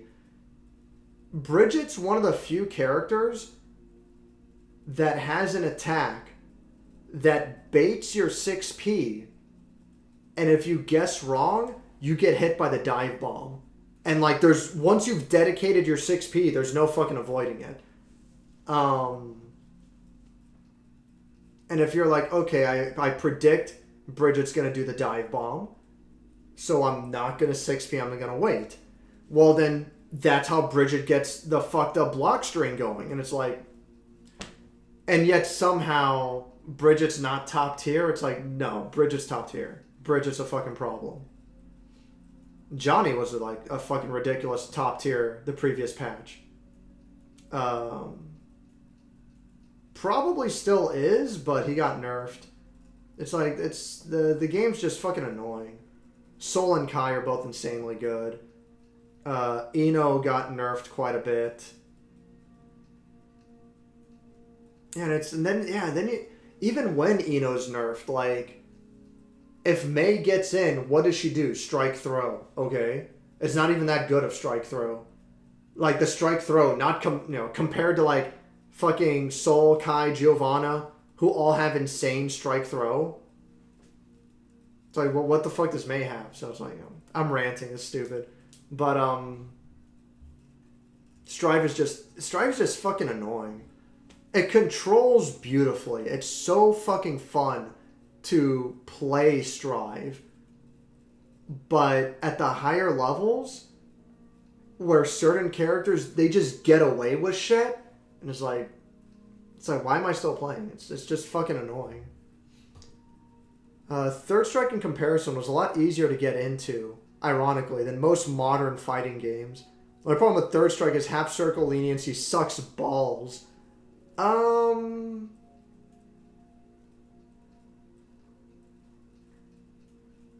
think part of it is because we're just playing each other. But if you play against someone who really knows what they're doing, like, I saw this clip on Twitter of, because I was playing Dudley. There's this clip on Twitter of this insanely good Dudley player. Like, motherfucker must be one of the best in the world. And he kills a Chun-Li player in 2 combos. Like, the first combo did, like, 30% of Chun-Li's health. And then the second combo eventually led to Chun-Li getting stunned. But you know how combo scaling works, where as the combo goes longer, each hit starts doing less and less damage, up to the point where it's like doing almost no damage. And that's what was happening with this combo. But the combo went on for, it was 21 hits, which is fucking ridiculous for a Street Fighter. But the combo went on for so fucking long that Chun-Li eventually died in a single combo. It was fucking nuts. Yeah, Third Strike being, like, quote-unquote easy to get into, I mean, that's because we're playing each other.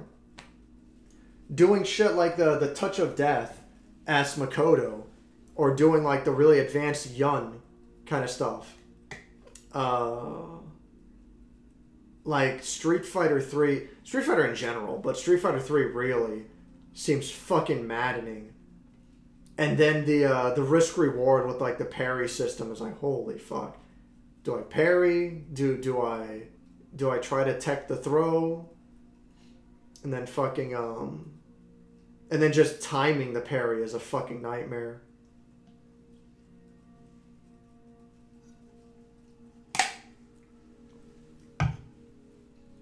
Oh well. I don't like saying it, but I like Bridget. But after the reception around, it makes me not want to play. Except Bridget's the only character I can slightly understand how to play. Just play Bridget. Don't worry about anything else. Like, whatever controversy, whether it's tier-wise or otherwise, play who you like. Bridget's probably, I mean, out of everyone. Mei's obviously my favorite character by far.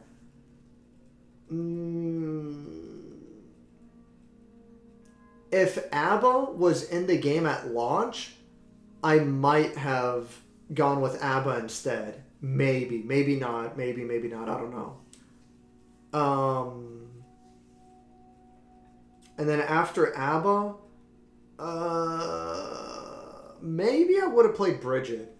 I tried playing Bridget at first, and I'm like, this character's too fucking weird.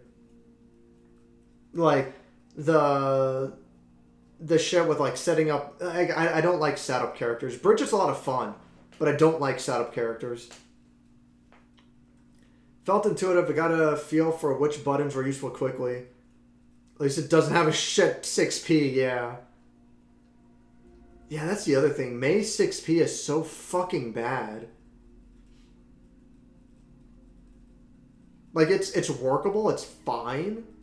You can do what you need to do with Mei 6P, but compared to what most of the other cast has,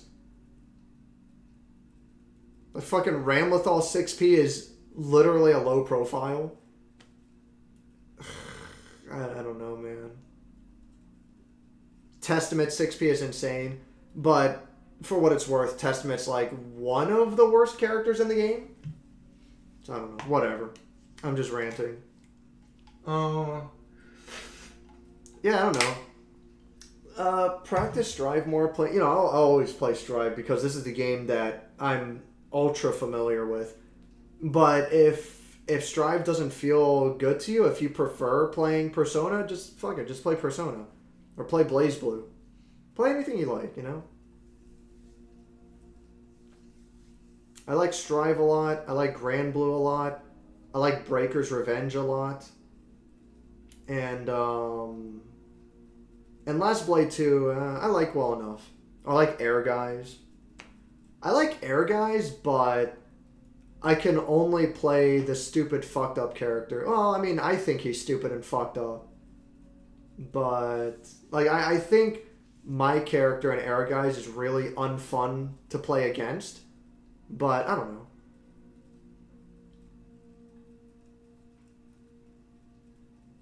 I mean, I got second at Seotaku in Air Guys. And that was with me never having fought against another human person in that game before. So I feel like my character's kind of fucked up, but I don't know. No idea how Dizzy plays. Shame there's no demo function for DLC characters. Yeah, that really is fucking stupid and annoying. On fun, let me guess, running command grab, yeah. Yeah, ain't that something? I feel like that's a coincidence, but Charlotta doesn't have running command grab. May in Strive doesn't have running command grab, but she does in the previous games. In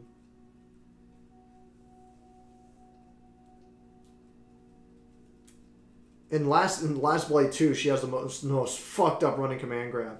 Breakers, she doesn't have a running command grab, but it is like, lunge herself at the opponent for a command grab. But it's not a very good move.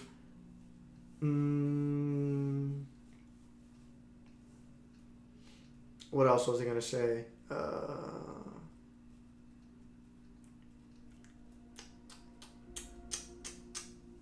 Yeah, I guess that's a weird coincidence. I don't know. I guess several of my favorite characters have running command grabs. Yeah, just play what you want. Dizzy is,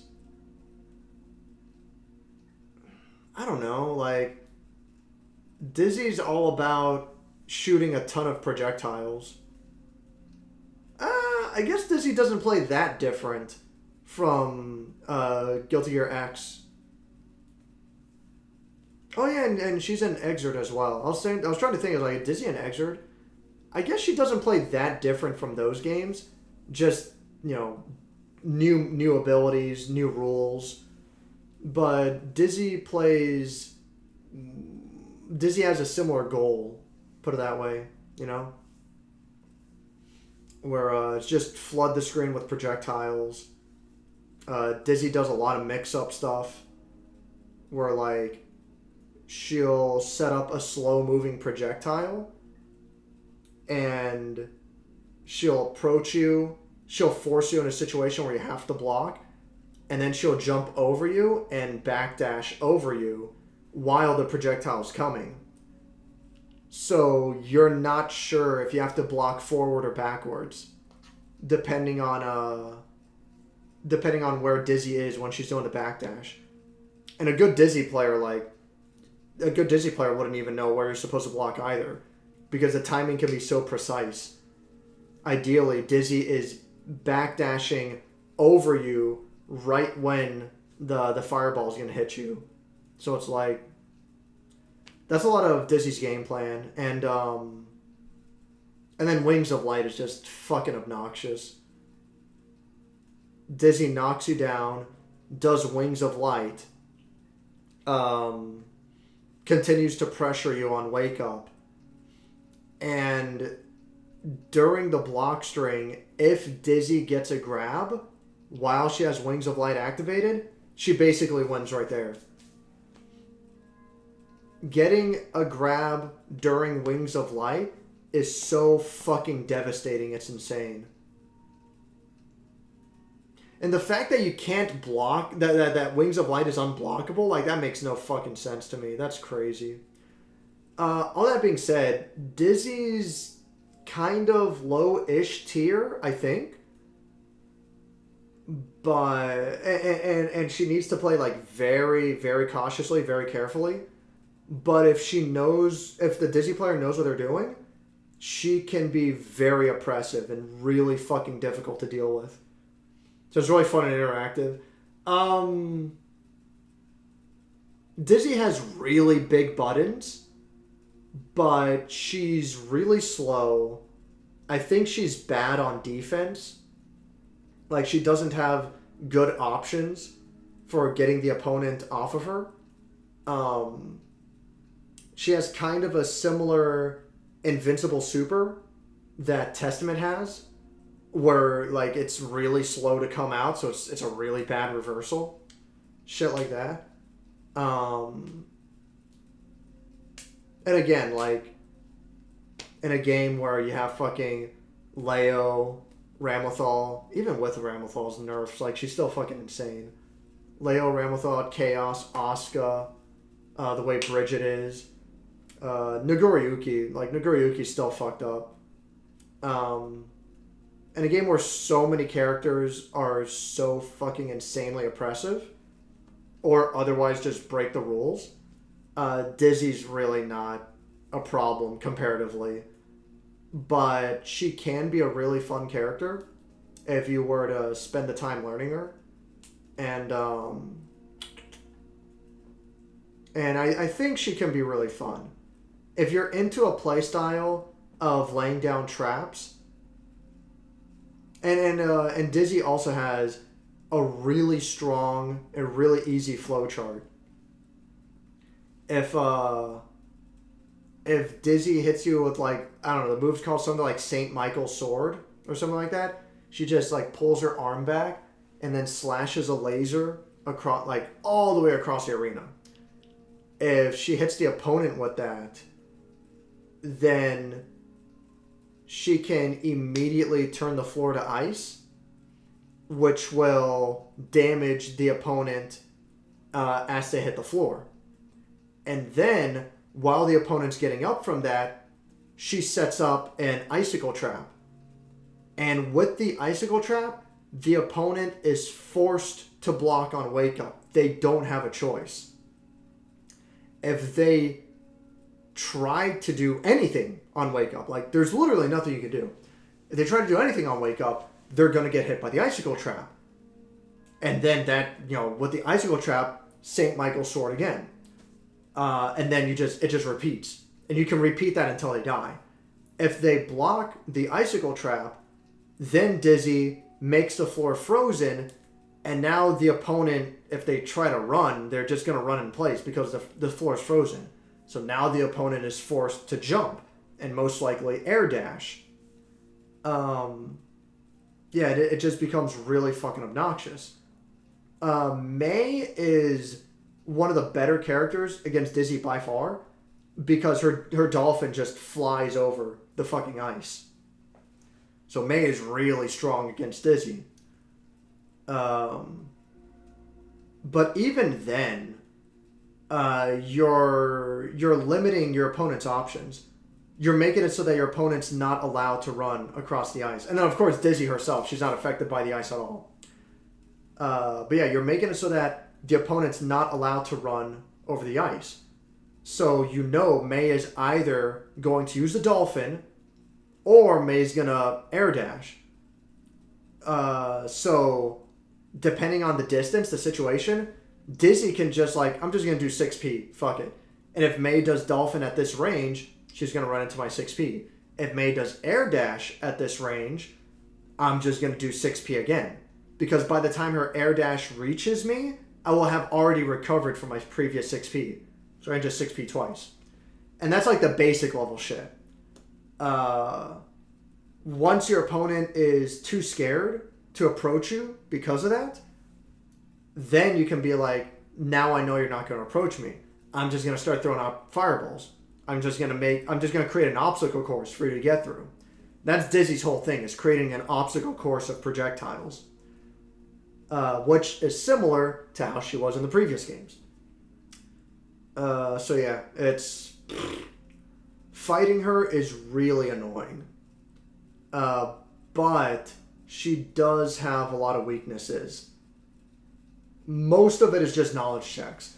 If you're fighting against someone who has a good idea of what Dizzy's about, then you'll have a hard time getting your plan going. But against people who don't know what they're doing, like, Dizzy seems impossible to deal with. So, anyway.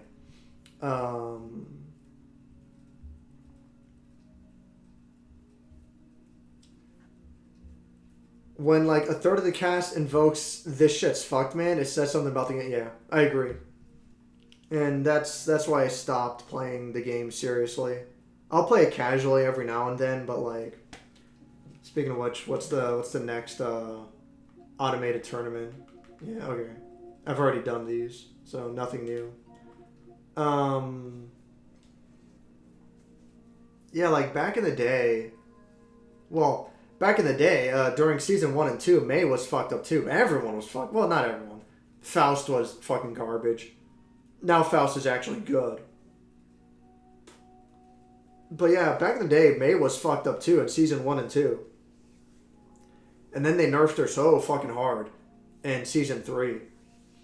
But they let so many other characters get away with murder. I guess May was nerfed pretty hard in season 3, but she could still hold her own. But ever since then, they've kept nerfing her little by little. And now with the most recent Wild Assault nerf, it's like, what does she have now? Like, she can't even do her block. It's stupid. May can't even do her block pressure off of Wild Assault now. So, like, now what the fuck is she supposed to do? You know? I don't get it.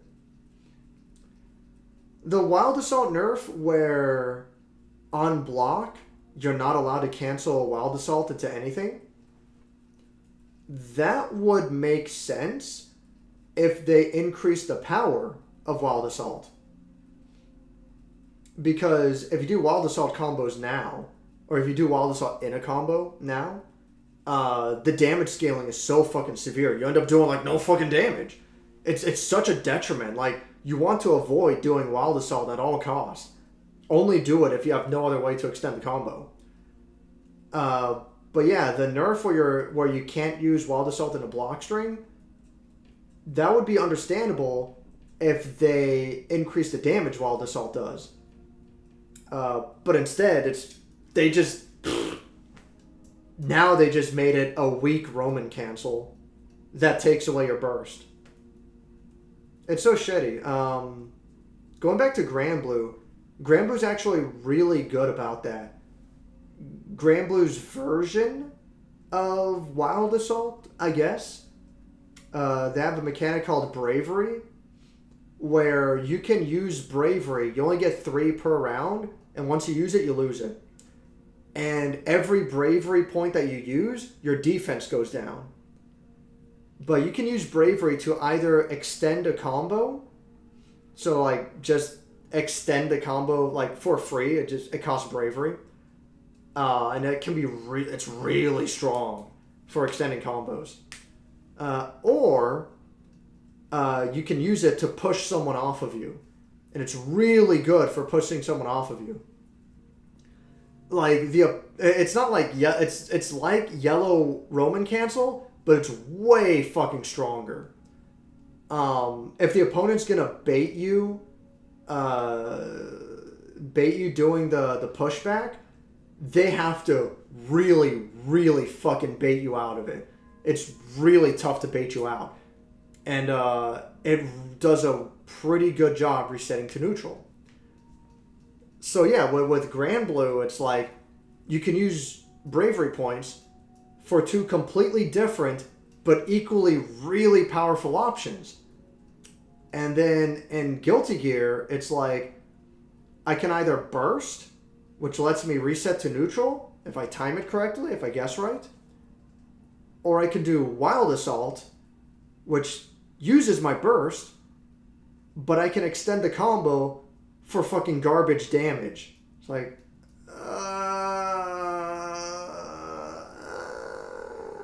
I don't know. I don't think Wild Assault should have ever been in the game at all. Wild Assault was just a fucking mistake, no matter how you look at it. She sounds very flowcharty. Gonna pass on that. Yeah, Dizzy is super flowcharty. Yeah. Yeah. If you don't like how flowcharty she is, then, and that's part of her weakness, is because her flowchart is so fucking strong. By the same token, that makes her kind of predictable. So that's definitely a weird weakness that Dizzy has. But by the same token, because Mei has so few special moves, you're doing the beach ball in neutral tends to be a detriment more than anything for Mei. The command grab's a command grab, so you're only going to use that in very specific situations. And then she has the vertical dolphin and the horizontal dolphin. That's it. The beach ball and the command grab, they're only for very specific situations. Command grab is excellent for pressure. Beach ball is excellent for Okizeme. And you're almost never going to use either of those outside of that.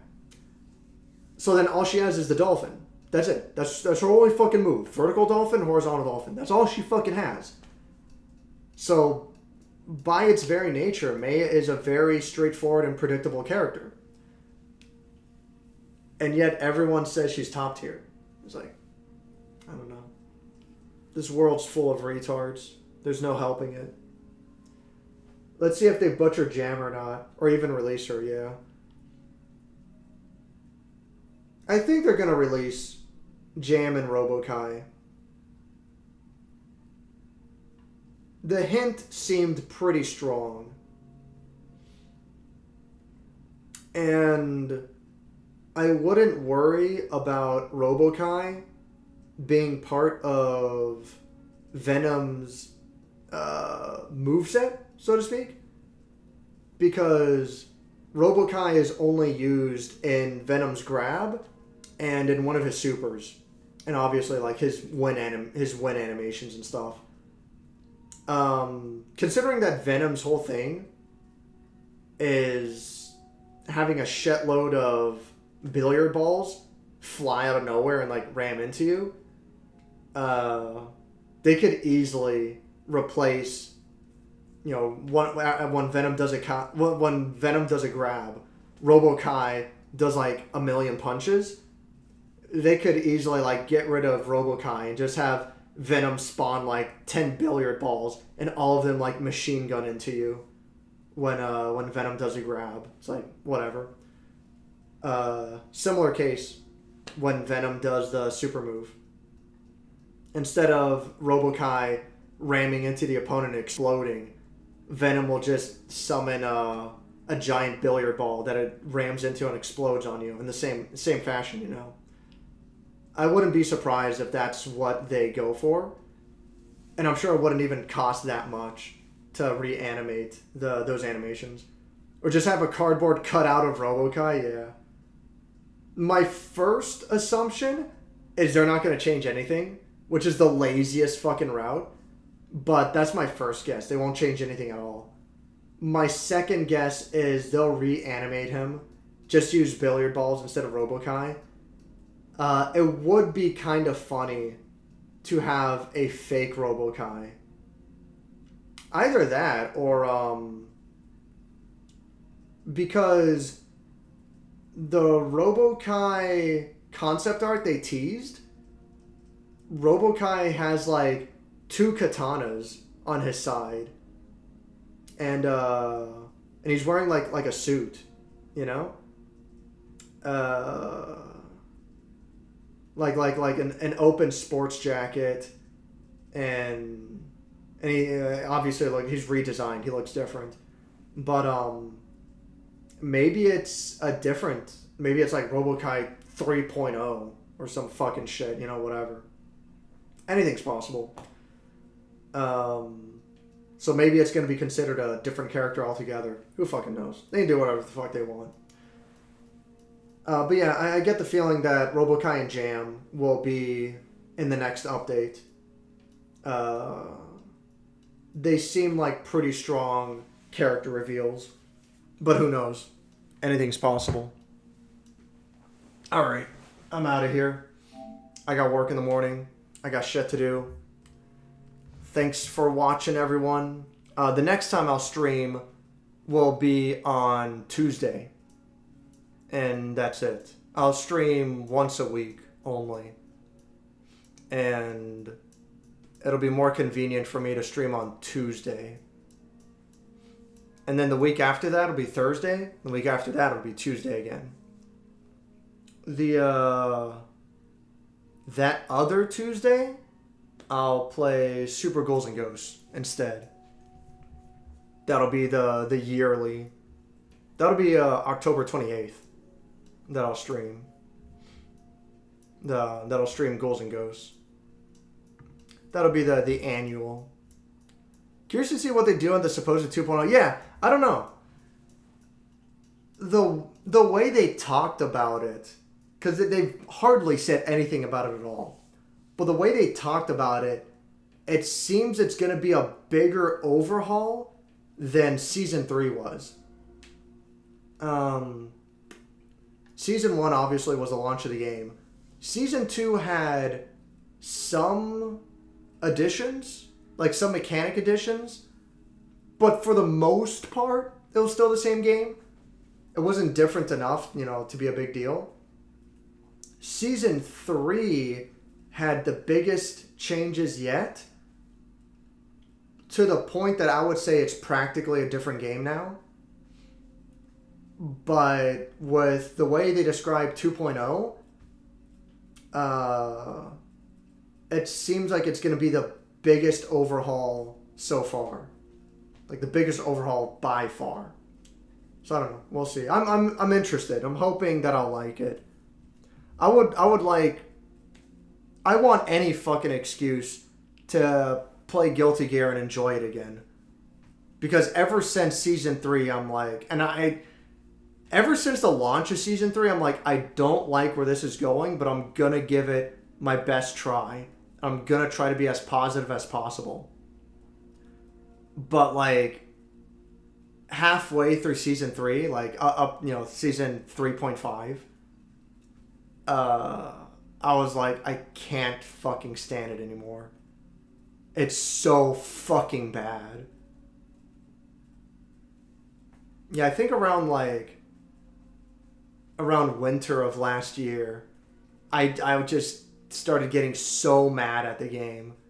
I'm like, I can't fucking stand this anymore. This is so fucking terrible. And then, like, by spring of this year, I was like, that's it. I'm fucking done. I can't fucking stand this shit. I'd like any excuse to get back into this game, but like, yeah. Anyway, thanks for indulging me in my incoherent rambling. Nah. I'm the one ranting. Thanks for watching. Thanks for hanging out, everyone. Peace out. Take care. See you later.